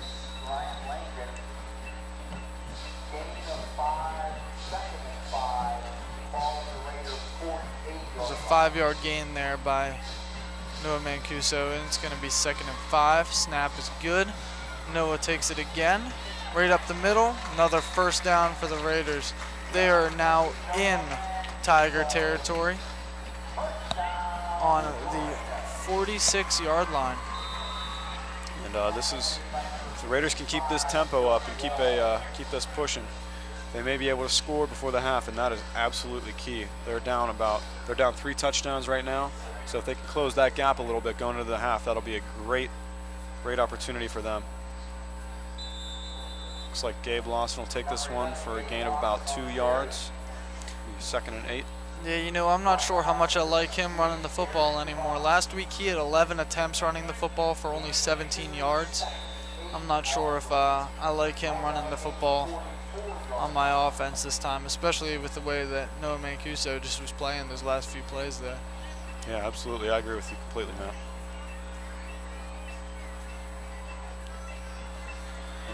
He's going to drop back. And he gets the pass off to Noah Mancuso. Yeah, Mancuso was just able to drive right through that defender there, pick up about 2 more yards after that catch, so that'll put the Raiders about 3rd and 4.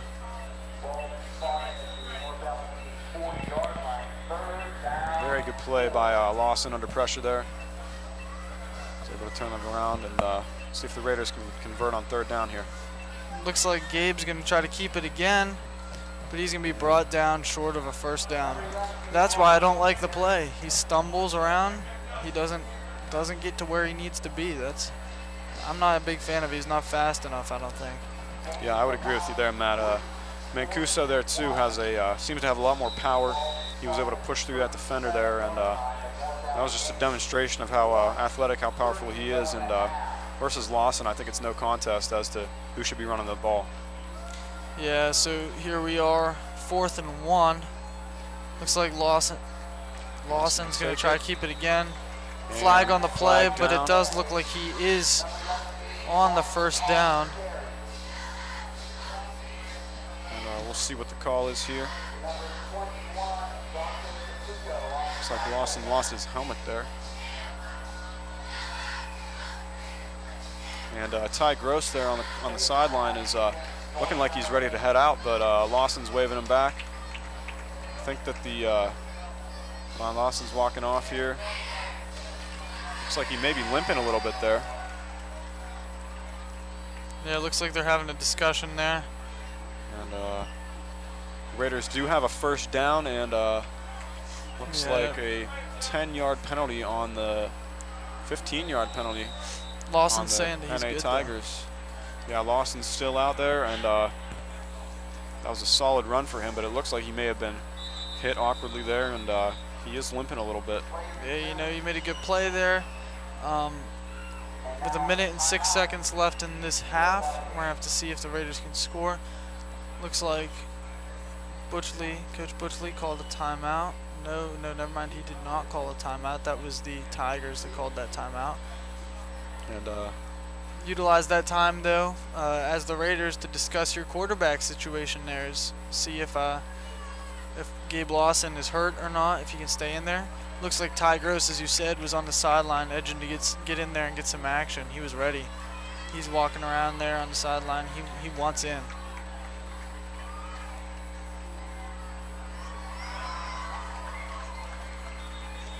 yeah, this has been quite the turnaround here for the Seneca Valley offense. They've been pretty strong here, and coming up, they're almost in the red zone, well into Tigers territory here at about the 21-yard line. And we'll see if they can keep this tempo up. They only have about a minute to work with here. With 3 timeouts, that should be no problem. But strong run there again by Noah Mancuso.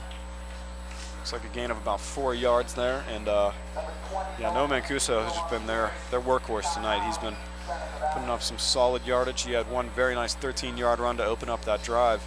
And that's been the theme here so far. They've been doing well on this drive. Hopefully they can keep this momentum up, and they really do need a touchdown if they want to stay competitive in this game. Yeah. So 2nd and 6 now. That was a timeout by the Raiders. They discuss some options here.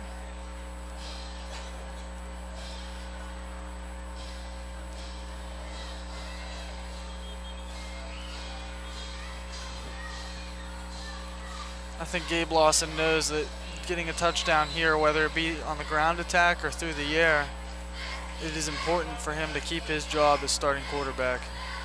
Yeah, one thing here that would be absolutely devastating to the Raiders, not to jinx it, but a turnover would be absolutely knock on the wood opposite there of on what that they one. want. All right, here Looks we like are. Lawson should be able to keep it together here. Hand off to Noah Mancuso. He's able to scramble there for a couple more yards on that. Looks like a 3-yard gain, and it'll be 3rd and 4. Third and 3. All right, here they are again. Mancuso in the backfield. Hand off to him, and it's stopped. Down. They are short of a first down here. Looks like it'll be 4th and 3 for the Raiders. And this is absolutely critical for them. It's a Seneca Valley timeout. Timeout. And 30 seconds left in the half. It looks like they're at about the 15-yard line now. So they're really going to have to push hard if they want to get this touchdown. They got to dig deep here and turn it around. Keep this drive going. Keep it alive. And I don't think that settling for a field goal here is an option for them. They really do need to get this touchdown. Yeah, they got to keep this drive alive. Well within range here, but I don't think it's worth it for them at this point. It's down. They'd be down still by 18 points if they were able to kick the field goal here. So here we are. Gabe Lawson's offense struts out to the middle of the field. 33 seconds left in the half. Seneca is still down by 3 touchdowns.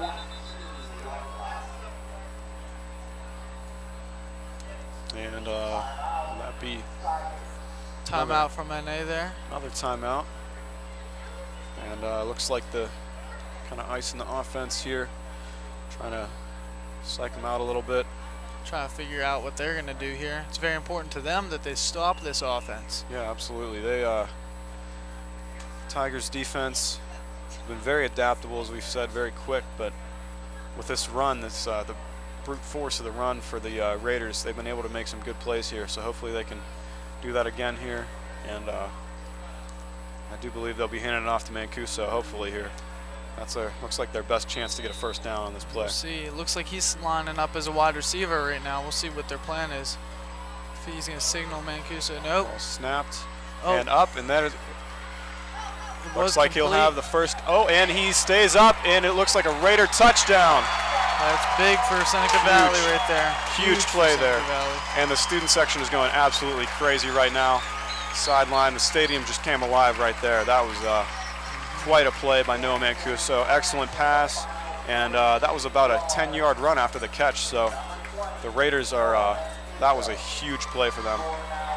And looks like they will be kicking the extra point here. Tanner Sherry out on the field.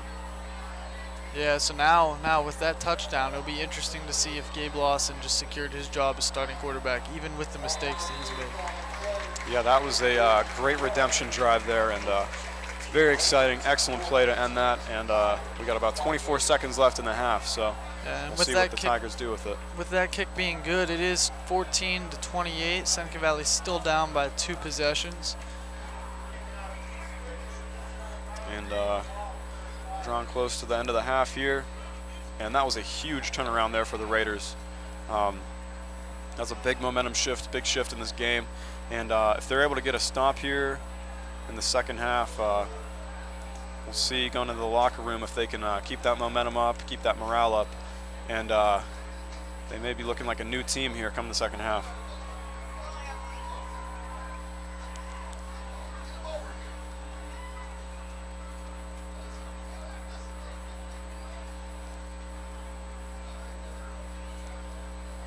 Seneca Valley's getting ready to kick off here.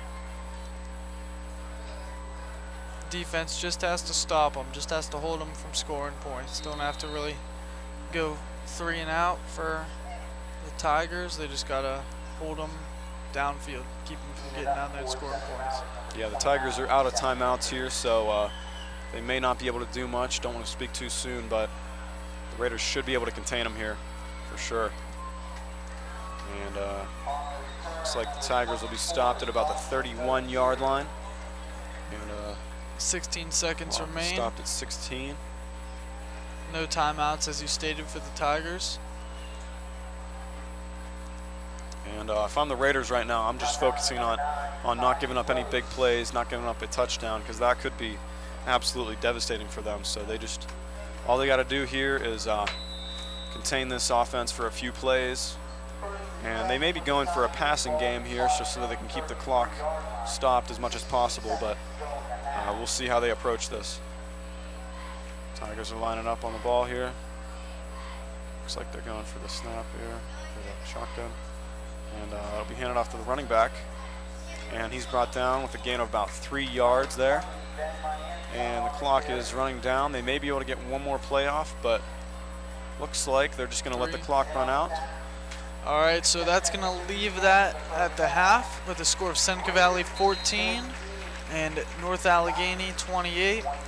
We'll join you after the half, and we're going to throw it down to the sideline here to Timmy Tierney.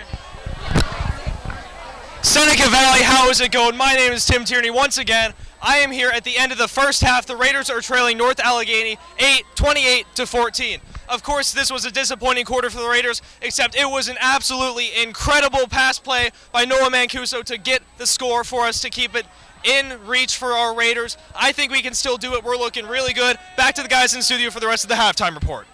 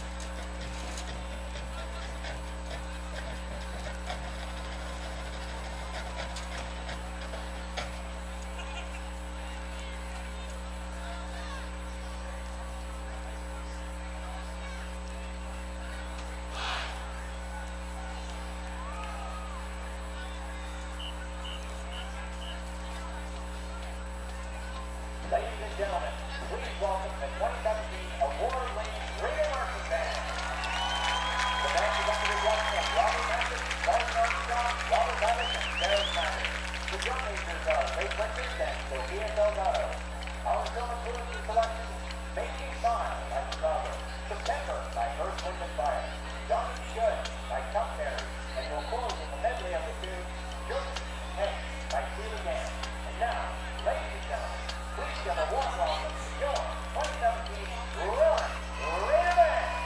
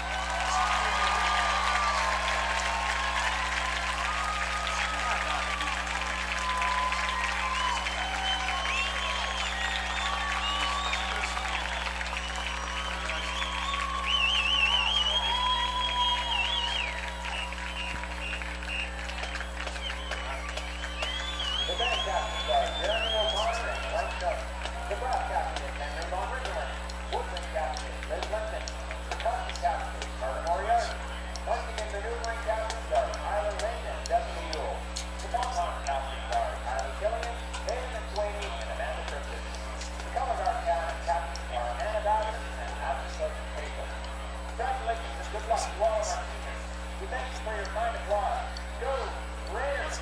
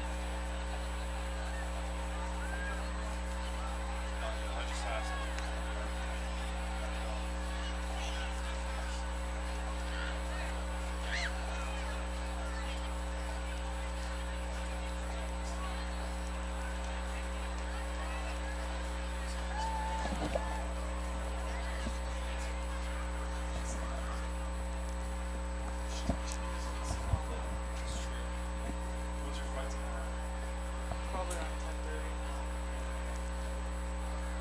So you're leaving?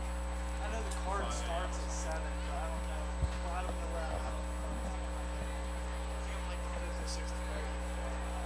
Seneca Valley boosters would like to give away How often do you train? Like, $48 They get the you gym. go to the gym, like, yeah. $48 and 50 cents to the winning loser. Cross country is like 12 to 15 if you're dedicated, but I do more like 10. The winning number is Especially 0, recently, I've been injured, so 0, 0, I'm always in. 0, I'm nervous. 6, 6. Like, I'm always nervous about this. 0, 0, 0, 0, 6, 6. For $948.50 on Friday the 13th. Your lucky day. 0, 0, 0, 0, 6, 6. And remember, Is this, what kind of match is this like? the PA announcer. Well, how does it work, like the league and everything? Is it like, around like the area, Pittsburgh, Ohio area? This is a ranked fight. I know that he's like one of the top 2 guys in the I'm the number 1 in the game. I think he's like number 3 or 4. His weight probably so I don't know. We'll see.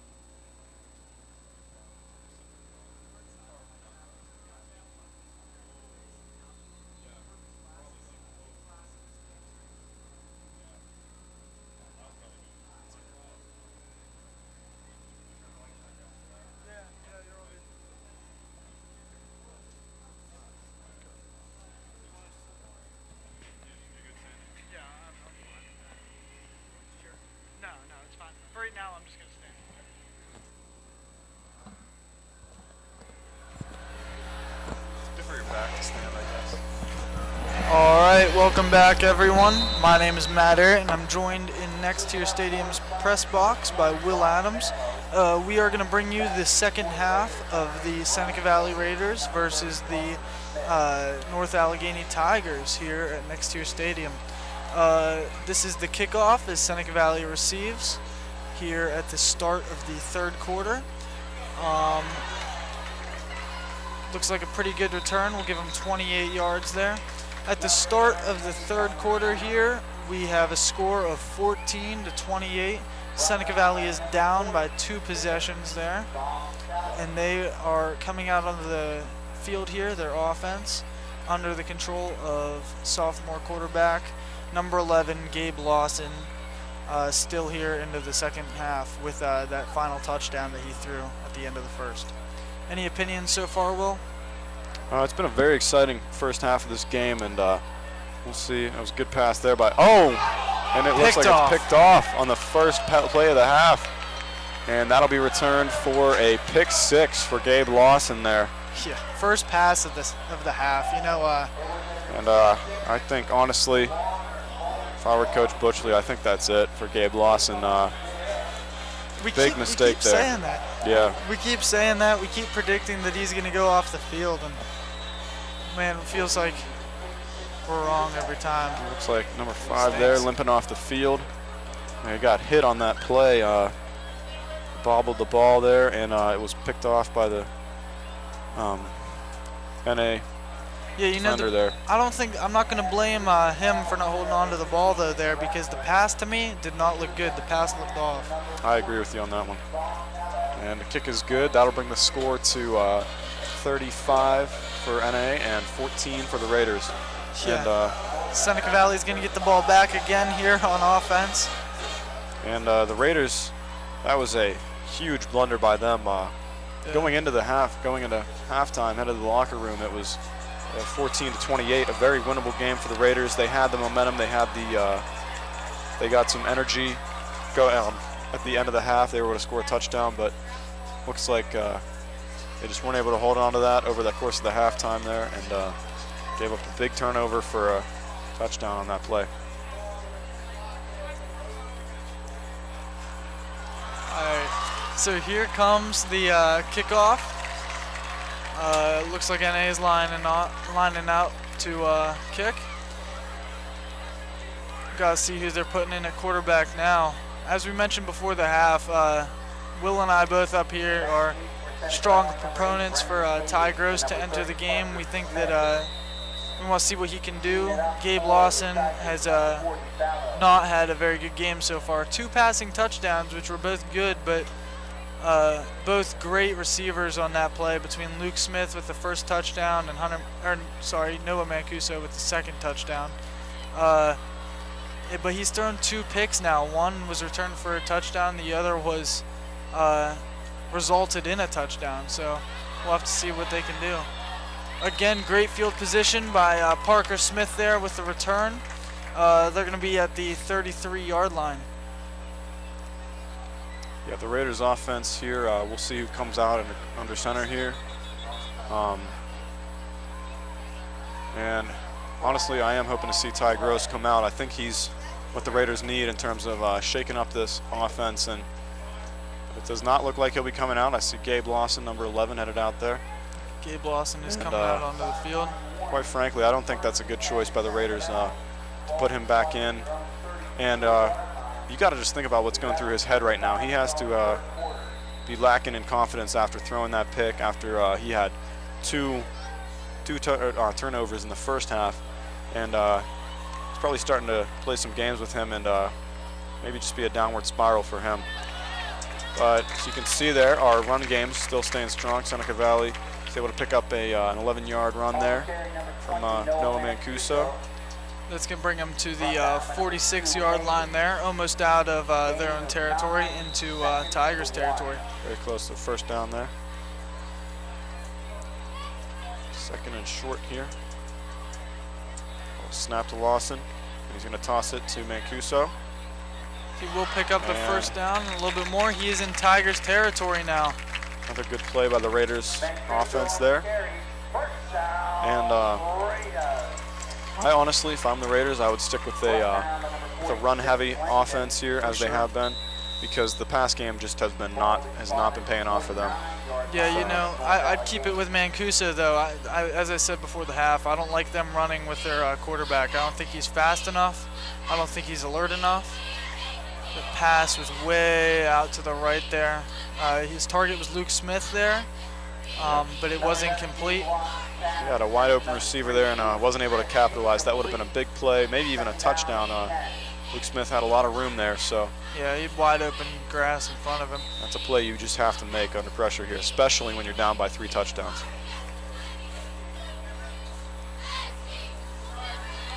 Seems like Gabe Lawson has been doing just the bare minimum to stay into this game, and yeah, you know, he got that touchdown at the half, and we both said that was his redemption drive there. Yeah. That he was gonna for sure seal him coming in here after halftime. But now, you know, after he threw that pick, and it doesn't seem like he's connecting with any of his receivers. Unless he passes for a touchdown here on this drive, or if he leads the team to a rushing touchdown here, I'm not seeing a very good future for him this season. Yeah, I agree absolutely on that one. And he's put under pressure there, and overthrew again. Incomplete. Yeah, so that's where I think the quarterback position is lacking, because I think he's moving. He avoided the sack there and got the ball off, right? But what he did was he threw off the back foot, off of his back foot, into a receiver that was again in double coverage. He's not maximizing on those types of plays, and really, honestly, the right decision there was probably just to throw it away, but instead he took a risk. And Lawson will punt the ball here on 4th and 7, and looks like it'll be at about the 13-yard line. Touched by the Raiders, touchdown, and it'll be a NA Tigers ball there. And it was a disappointing drive for the Raiders, and honestly, at this point, I really don't think there's any other option than Ty Gross coming out here. One great aspect of Ty Gross is his experience. He's a 4-year team member, a senior this year, and he's leading the team in sacks. So with that defensive experience, I think he can turn that into knowing what not to do as a quarterback, as he's had a lot of experience putting pressure on quarterbacks. He should be able to respond to it very well. He is out there, though, right now playing outside linebacker. We'll have to see if he come in. I'm not sure if they'll put him in or not, if they're thinking about it. A big run there by the Tigers. Looks like a 12-yard gain. He'll run out of bounds at about the 28-yard line.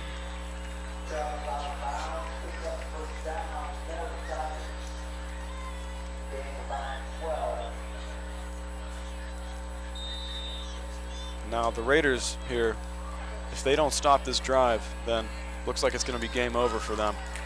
Unless they are able to put a cap on this NA Tigers offense, there's really no way they're going to be able to turn this game around. They need multiple unanswered touchdowns here, and if they allow another one, it just doesn't look good for them. Yeah, you know, last week things heated up for the Raiders in the fourth quarter. The fourth quarter, they scored 2 touchdowns, had 2 turnovers, forced 2 turnovers. So their offense started performing in the fourth quarter last week, and that was their 2nd string offense. We'll see if the Raiders are going to bring out their 2nd string quarterback, maybe get some of that same good luck out there, and if they can force any turnovers here.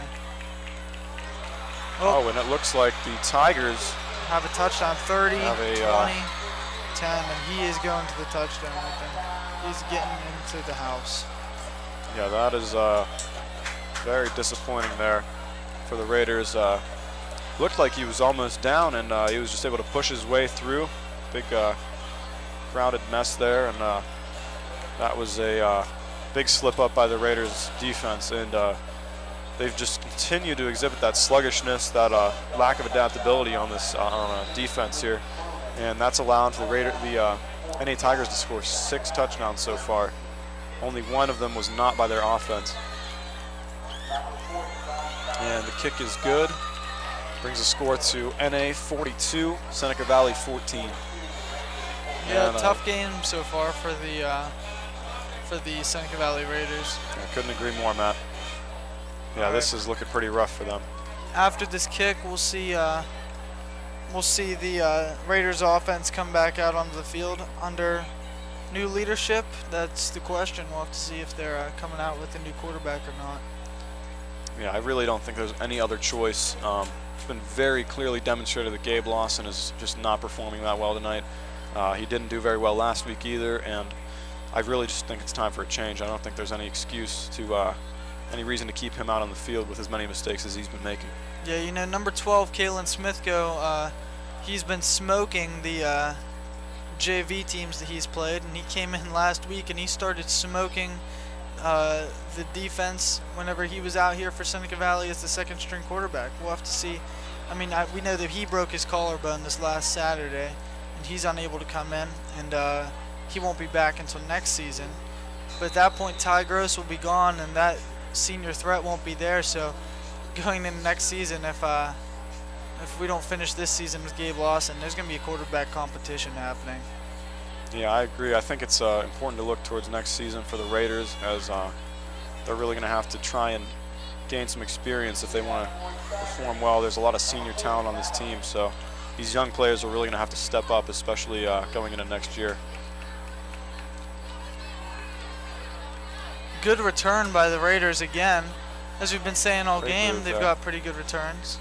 Yeah, very solid. Looks like about a 20-yard pickup there. Put the Raiders at about the 28-yard line.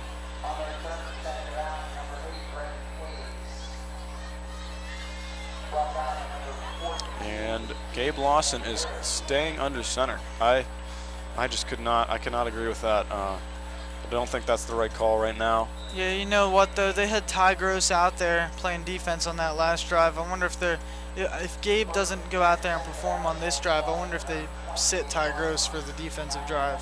Give him the rest and let him go into QB. Yeah, it has been a year since he's started at quarterback position.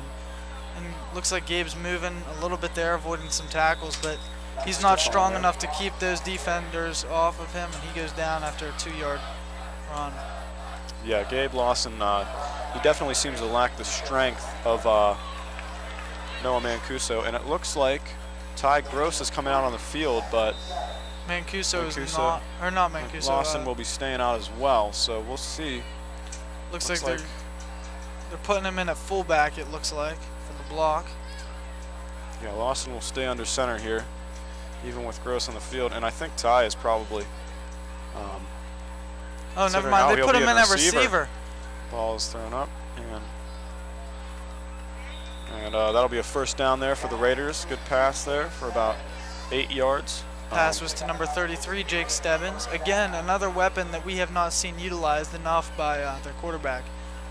Yeah, Stebbins is a very strong player on both ends of the field. He's a great tight end. He had a nice catch and run for a first down in the first half there, and he's really been under targeted so far this half. He's got the height, the strength, the athleticism to make some big plays. So he's really been underutilized in this game, as Matt just said. Not a good run for the Seneca Valley offense there. Second down and 11. It'll be a loss of about a yard for Mancuso. And can't see if Ty Gross is still out on the field there. Looks like Lawson is still in a quarterback. Here comes the Seneca Valley drum line with some senior palms, it looks like. The senior pom-poms coming over with the drum line. And although the score of this game is not in the favor of Seneca Valley, our student section is still tough. Pass incomplete to Jake Stebbins. Tough coverage there. He wasn't able to make the catch. Had to jump for the catch. Didn't look like the pass was not low enough for him to just turn and catch it. He had to jump for it. That, you know, I certainly couldn't make the passes, but Gabe should be able to make these passes. He is a sophomore quarterback, but we're going into week 8 here. This is week 8. Pass is complete though, just like as I'm talking, he throws a dot right there to Luke Smith, number 3. Very good pass there. Yeah, give him 13 yards on that play.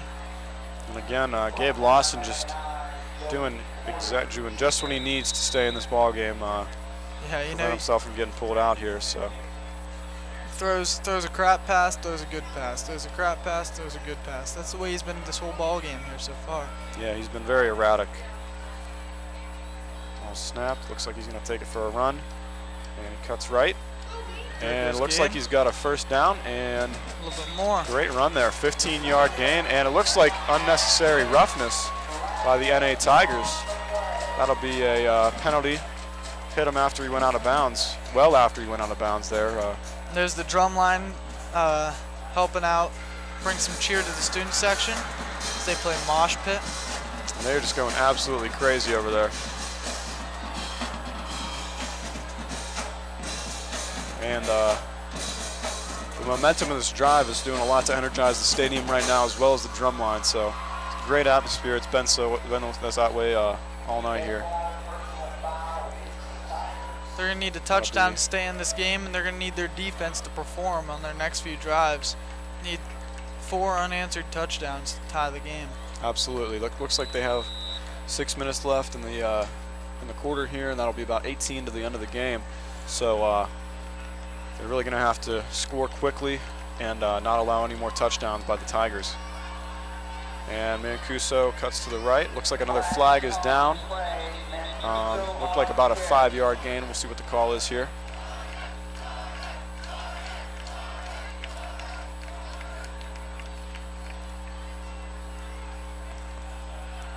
And the penalty. Looks like the Raiders are moving back here. Looks like a 5-yard penalty, 10-yard penalty for the Raiders, and that'll be 1st and 20. So this is where we see if Gabe has what it takes. This is a crucial moment of this game. If they're able to get a solid gain on this 1st and 20, they may be able to convert this, but if they don't, then it looks like that might be the end of it. This is absolutely, the game is on the line right here. Ball is snapped. 1st and 20, he had a wide open receiver there. Wide open receiver with Luke Smith, and he couldn't hit the receiver. We are at 2nd and 20 now again. And that'll be a loss of about 8 yards there, so that'll be 2nd and 28. That will be very tough to come back from. And Lawson at this point, I think it's... Drumline's playing DDR over there. You can get a solo here out of Carter Moriarty. Maybe in a second. No, not yet.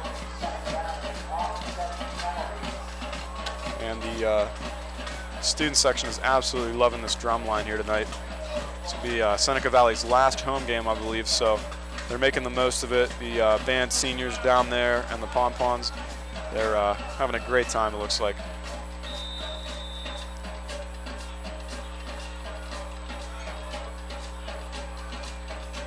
Here we go, 2nd and 25. Lawson takes the snap, drops back for a pass. He's going to launch it deep. Intercepted again. Same defender that intercepted him before, number 9.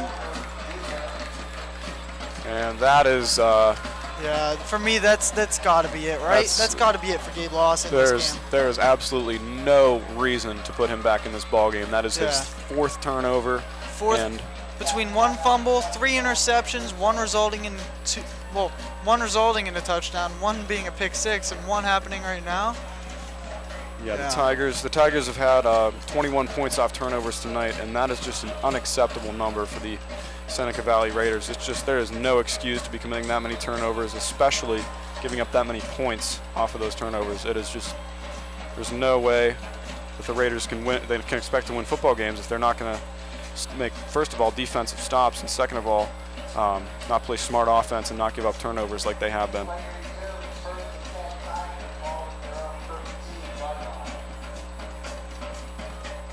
The Raiders really need a miracle if they want to turn this one around. And they make a good stop there. It's about a 2-yard run, 3-yard run for the NA Tigers on that. And it'll be about 2nd and 7, 2nd and 6 maybe. And this has overall just been a very disappointing second half for the Seneca Valley Raiders. They have thrown 2 interceptions, 1 pick 6. in the third quarter here, and it's just not looking very good for them. The pressure on the quarterback, he's able to scramble, and looks like he's going to go for the run there. And he's well past the first down mark, makes it to about the 29, and that'll be a gain of about 10 yards for the NA Tigers. Yeah, you know, when a quarterback's as fast as he looks, it's hard for a defense to adjust to that. You know, we just talked about if Ty Gross was going to come out as quarterback, you'd think they'd bench him for a run at, or they'd bench him for a time at defense, but it looks like he's out there right now playing defense.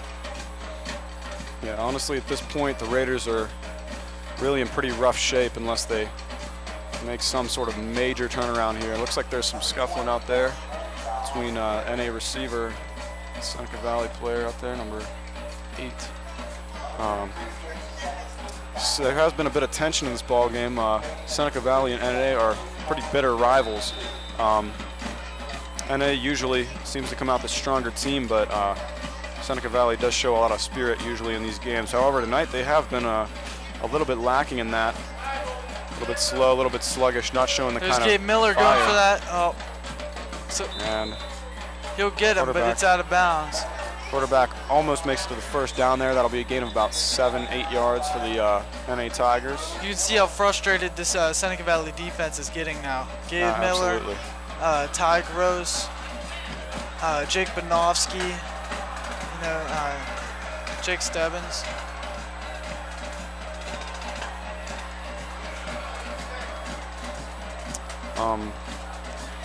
And the Tigers offense has yet to be stopped here, other than the first drive where they were forced to punt, and they really have not been, the Seneca Valley Raiders have not been able to consistently shut down this offense enough to force punts here and they have not forced a single turnover this game.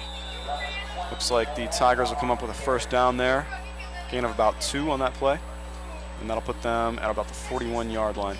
With this lead here, probably going into the fourth quarter, we'll see NA's second string offense start to come out onto the field here. Yeah, this is again, a pretty disappointing game. It's really going to be tough for the Seneca Valley Raiders to turn this one around. Very tough. We'll see what they have.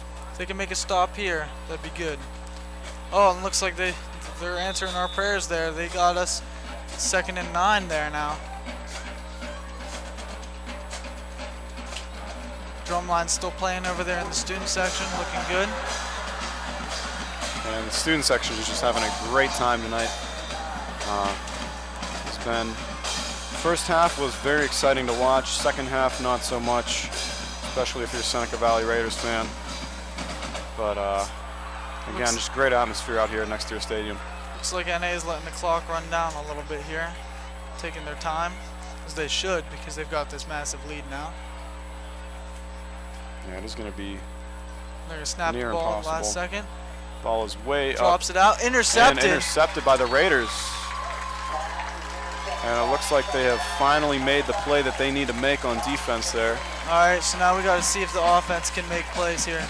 Is Gabe Lawson coming out back onto the field, or they can put in Ty Gross? Honestly, at this point, I don't know if they're going to take Gabe Lawson out. If they didn't take him out before, I don't know if they're going to do it now. It just seems like they're trusting him. And it looks like he is coming out again. He is coming out onto the field. And it's tough to blame him because Ty Gross must be exhausted at this point. He's been out for the vast majority of this game, playing a few offensive snaps and pretty much every defensive snap. And especially at outside linebacker, very physical position. Very physical position. And he's just got to be very, very tired there on the sideline. He's moving around, talking to the coaches a bit, but does not look like he'll be coming out. Fakes the handoff, but he's going to get stuffed right at the line of scrimmage. Lawson's unable to make much of a gain there. Hardly makes a dent. Not a very good run there by Gabe Lawson. It's going to be 2nd and 10.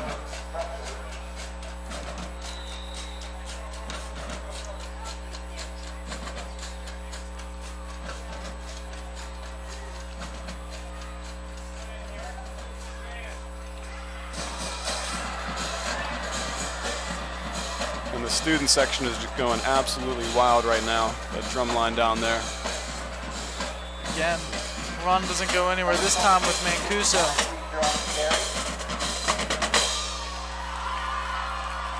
And it'll look like it's about 3rd and 8 for the Raiders.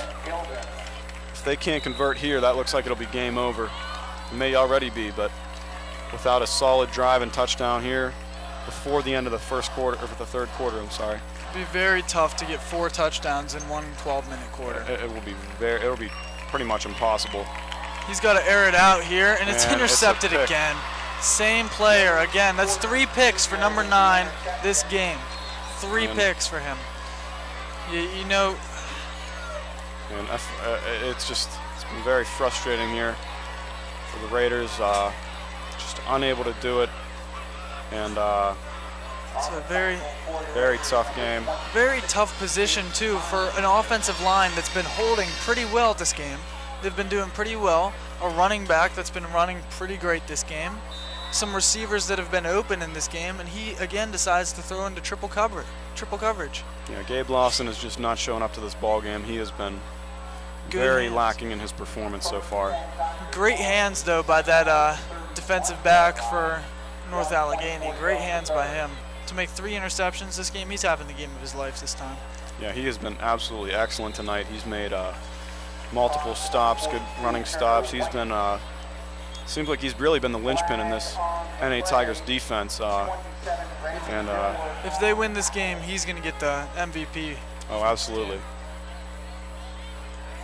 And at this point, it's looking pretty much decided that they will. Only got about 13 minutes left in this game, and NA has the ball, taking their sweet time here. They will not be in any hurry here to score, but they still might. If they score another touchdown here, then it's absolutely game over. There's really nothing the Raiders can do to come back from that.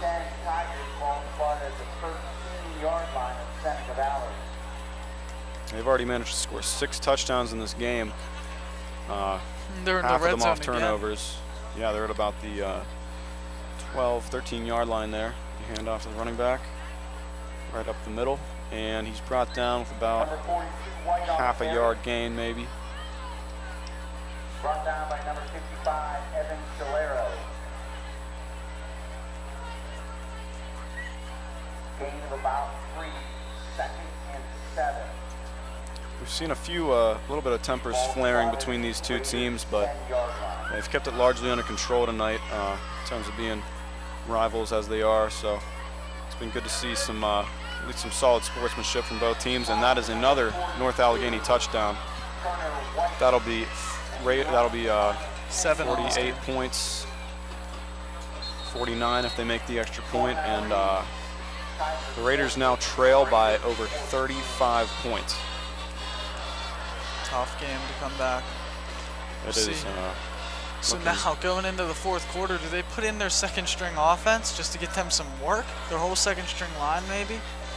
I think that's their best option at this point. Just get some reps out of it, get some experience. Just try to build the team up as much as you can for next year, because this season's been pretty rough. It does not look like they'll be making it to the playoffs this year, playing like they have, and their record is they only have 1 win so far. Kick is good. That brings the score to North Allegheny 49, Seneca Valley 14. And this has just been a brutal game for the Seneca Valley Raiders. Going into the locker room, it looked like they could pull an upset victory and come from behind. It was only 28-14 at the half, but it's now, since then, Tigers have scored 3 unanswered touchdowns, and it's not looking like the Raiders are really able to put a handle on it. It's the Raiders, or the Seneca Valley, or the North Allegheny offense has just been totally unchecked in this game, and the defense has been pretty unstoppable, powerful, aggressive, and number 9 has had, I believe, 3 interceptions and a touchdown off of one of those interceptions. So they have just been unbelievably strong tonight, and the Raiders have not been able to do anything to stop it.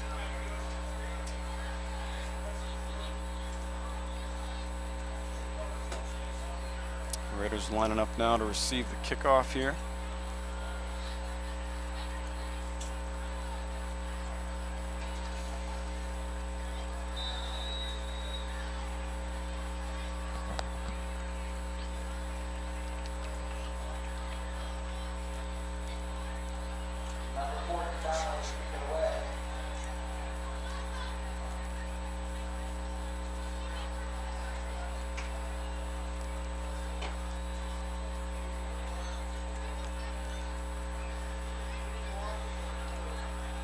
It's caught about the 10-yard line. And looks like about a 15-yard gain there. It'll put the Raiders at the their own 25-yard line. Raiders offense coming out here, and Gabe Lawson's under Gabe Lawson center, yeah. continues to come out, and at this point it's really not going to make much difference. Even if Ty Gross were to go off and score 4 touchdowns, it would still not be enough to bring the Raiders back in this game.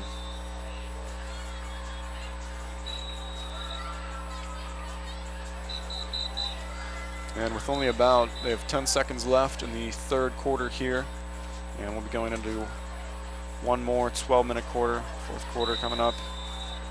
It's looking pretty grim for the Raiders here, so they'll be sending out a few, looks like some second-string players to get some reps for them, some experience. And it looks like a timeout there. That is the third quarter clock will run down. So that brings us to the end of the quarter here. Very disappointing there. That was the worst quarter of the game for the Seneca Valley Raiders. Yep. There's 3 unanswered touchdowns for the NA Tigers. So with the score 49-14, we'll throw it down to the sideline to Tim Tierney. Watching this game, it has been one of the most disappointing performances for the Raiders this year. Gabe Lawson has looked very poor out there on the field, not reading the defense, throwing absurd interceptions. This season has just shown it is not his time, and I don't think he'll be starting next game. Expect Ty Gross in there next game as we travel away from next year's stadium. Back to you guys.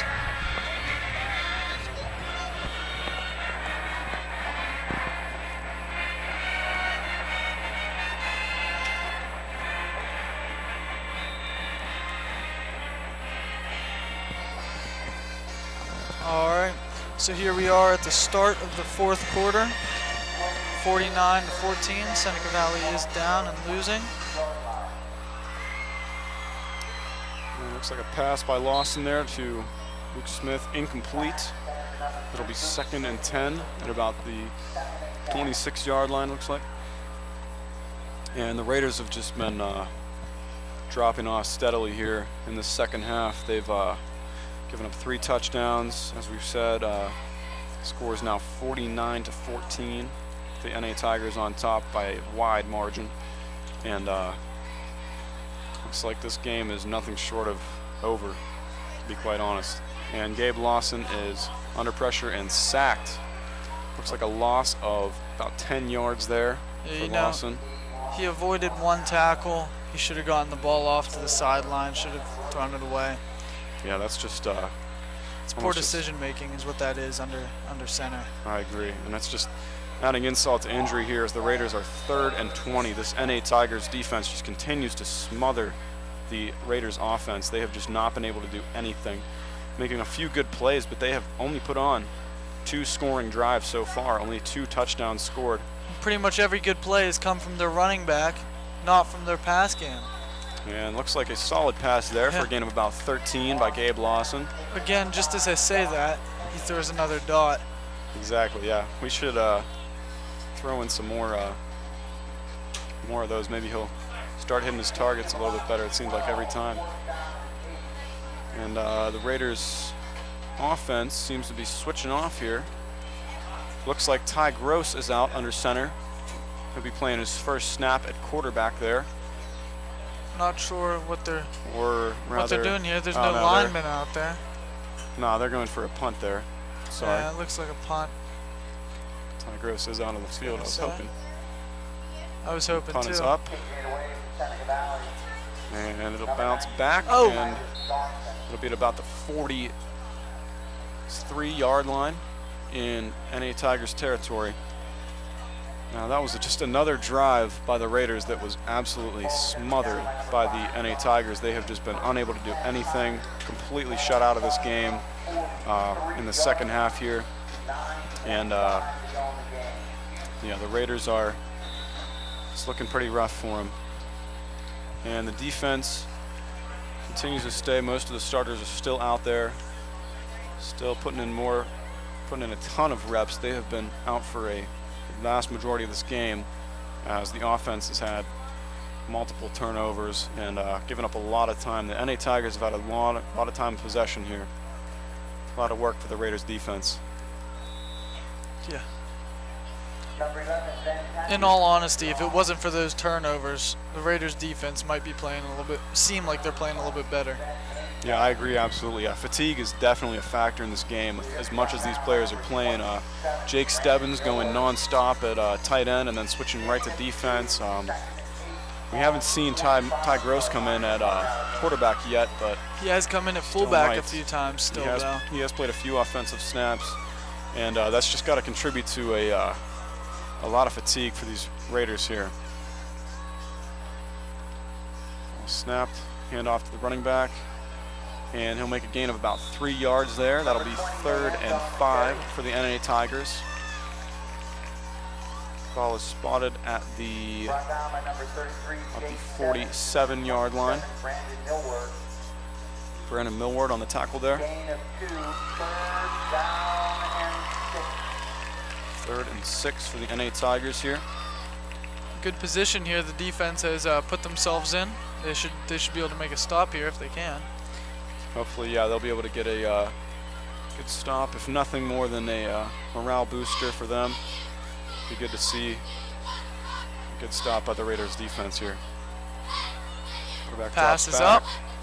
Incomplete. So there we go. So the Raiders did force him to go 3 and out there. It's about time. Yeah, defense played well. Defense. They have done. You know, I think they've played decent the entire game. They haven't been horrible, but they've been put in horrible positions by their quarterback. Yeah, I absolutely agree. And the Tigers' offense here is just absolutely very powerful, very quick quarterback. He's been able to escape a lot of near sacks and pick up a few first downs even under pressure, as well as their multiple running backs, very strong, and they've had some good receivers as well. They did pull a fake punt before, but doesn't look like they're doing that this time. And that'll be touched by the Tigers about the 41-yard line, down by the Tigers. And the Raiders offense will come back out on the field here. Looks like Ty Gross is walking to the sideline. 13-yard punt by Truman. And the oh, nope, looks like he's being called in. He's putting on a quarterback sleeve there. He's putting on a play sleeve. And Ty Gross looks like he's coming in at quarterback. Might be coming in, yep. We'll there we go. And finally, the Raiders have made the adjustment, although it is far too late for them. All right, I'm hoping to see some good things out of him here. I think he definitely has the ability. I saw him play last year quite a few times, and he looked good to me. But we'll see. He's got the height, he's got the athleticism, great power, even though he's not too big, but he's very he packs strong a lot guy. of punch. See what he can do here. Has been more than a year since he started at quarterback. Yeah, he had a very solid season last year, and his defensive play this year has been second to none, leading the team in sacks. Very aggressive tonight, great pressure on the quarterback, a few good stops, tackles for loss, but not really able to stop the NA Tigers defense, at least not by what the scoreboard's showing. And first drive, though, he's going to be 1st and 15 here. A penalty there, false start on the Raiders. All right, see what he can do here. And he's going to hand off to Sage Lay. Looks like about a 2-yard flag on run the play, there. though. Flag is down. Sage Lay's in at running back, a position we haven't seen him at much this season, with Noah Mancuso performing so well. Yeah, he's been mostly out as a receiver tonight, had a few good receptions, some nice catches tonight, but hasn't been utilized as much by Gabe Lawson. Same with Jake Stebbins at tight end. Just he hasn't really been there. The receivers have not been hardly touched tonight.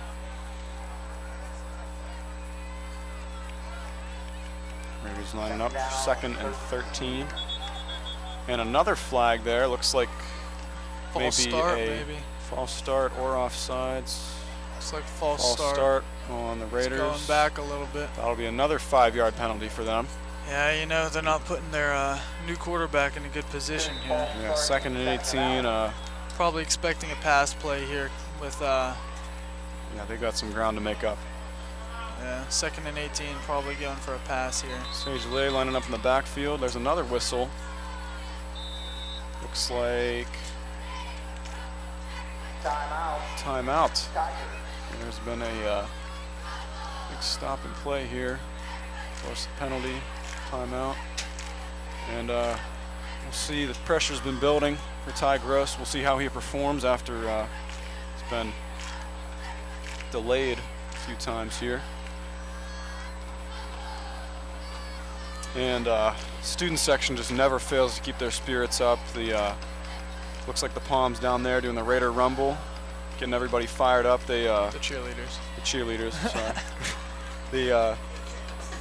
Their student section, regardless of what the scoreboard says, they are just always in good spirits, always having a great time, and no matter what the scores reflect in the Seneca Valley next year stadium is just always full of energy. Ball into Raider 33. And Ty Gross lines up. Ball is snapped, and He's gonna looks like keep he's it. going to take it for the run there. Looks like he's going to get And some he more is motion. He's Great going to get run an there. 8-yard run. 8-yard 9-yard gain, run. stiff-armed a defender there. You know, that's what you have the ability to run like that if you've got a little bit more power. Yeah, I agree. He's A little bit stronger than Gabe Lawson is, and maybe even a little bit taller, giving him a little bit more speed there. yeah. Ty Gross is a senior, while Lawson's only a sophomore. So he's just got those extra years of getting more mature as a player. 4 Stronger. receivers. Looks like he's going He's to run gonna- it again. Oh, he throws it. Guns it off to Great catch there. that's catch by Malik Talat there, number 85. We'll give- Excellent play there. Looks like a gain of about 7, and that'll put the Raiders at 4th and 2. So if I'm the Raiders, honestly, I'd go for it just Yeah. for the heck of it. It's not really going to do anything at this point. No, yeah, you got It would to be good just for their get the morale. experience out there. Yeah, exactly. Already you can feel a little bit of momentum shift under Ty Gross, just a little bit. I mean, not that it matters much at this point in the game, being 14 to 49, but just a little bit of power shift here. And it's tossed to Sage Lay. He's going to lose brought yardage, down. but that was all he had. And Raiders will have a turnover on downs there. It'll be at the Raiders 45, 1st and 10 for the NA Tigers. And although Ty Gross wasn't able to get a first down on that drive, there's really no way you can blame him. I mean, he had 2 false start penalties, put him back 10 yards total. Had 1 run get stopped there, but he himself had a good 9-yard run, 7-yard throw. So he definitely proved himself in that short little window he had there as a solid quarterback. Yeah. As Yeah. again, Seneca's defense just gets walked over there by NA's running backs. Looks like they'll pick up the first down on about a 10-yard run there. And yeah, the NA Tigers offense here has just not been stopped all night. They've been walking all over this Seneca Valley defense. And despite the strength of the Seneca Valley defense that they demonstrated against Central Catholic, holding them to much less points than they are used to scoring. And although they didn't win that game, they definitely showed that they're very strong. But these last 2 home games, they just haven't been able to keep it together, haven't been able to contain the opposing team here. And another handoff to the running back. And it looks like we brought down for a very short gain or no gain there. Looks like it'll be a 3rd and short.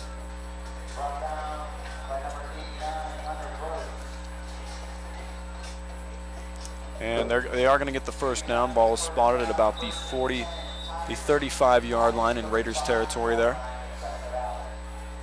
So that'll be another 1st down, 3rd down conversion, or 2nd down conversion rather, for the NA Tigers. They have just been non-stop pushing up the field. Every drive they've gotten the ball, they've had many first downs and a few big plays, but most of their yardage just come from some solid 7 to 10 yard runs from their couple of very good running backs, and They're great offensive line tonight. very, very good offensive line, yes. I haven't mentioned them very much, but they've been doing a great job keeping the pressure off the quarterback. And even when they have let pressure on their quarterback, the quarterback's been able to adjust, been able to make some big plays off of scrambling. He was able to get a solid first down that set the Tigers up for one of their 7 touchdowns. Their quarterback seemed to be a little bit smaller in size, but he made up for it in speed. He was fast. Yeah, absolutely. Some motion there. Ball snapped. Hand it off to the running back again, and looks like it'll be a first down for the Tigers. Gain of about 4 yards there.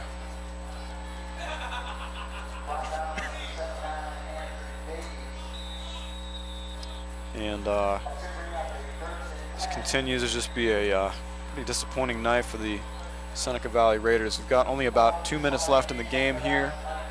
And the game is almost at its end. The score still stands at North Allegheny 49, Seneca Valley 14.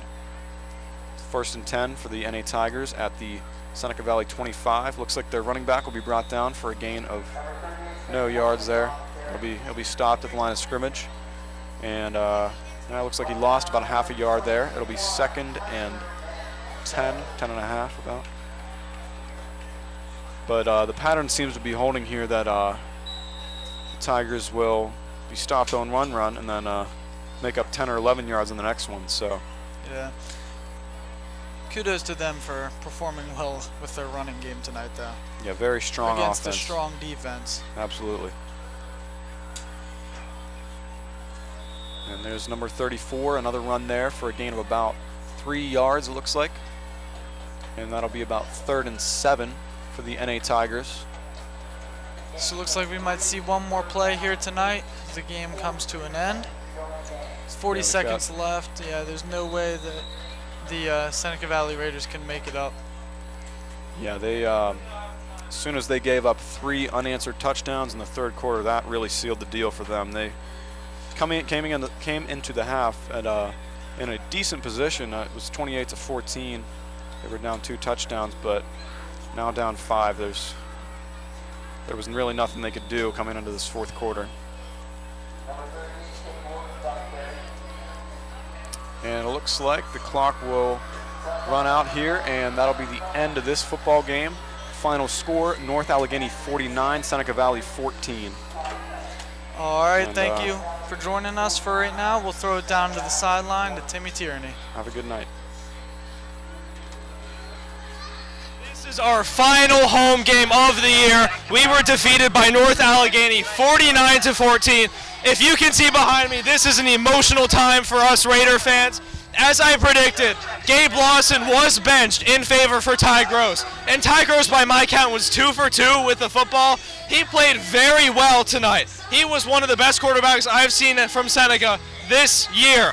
Signing off for the last time, folks, it's Tim Tierney. Have a good rest of the season.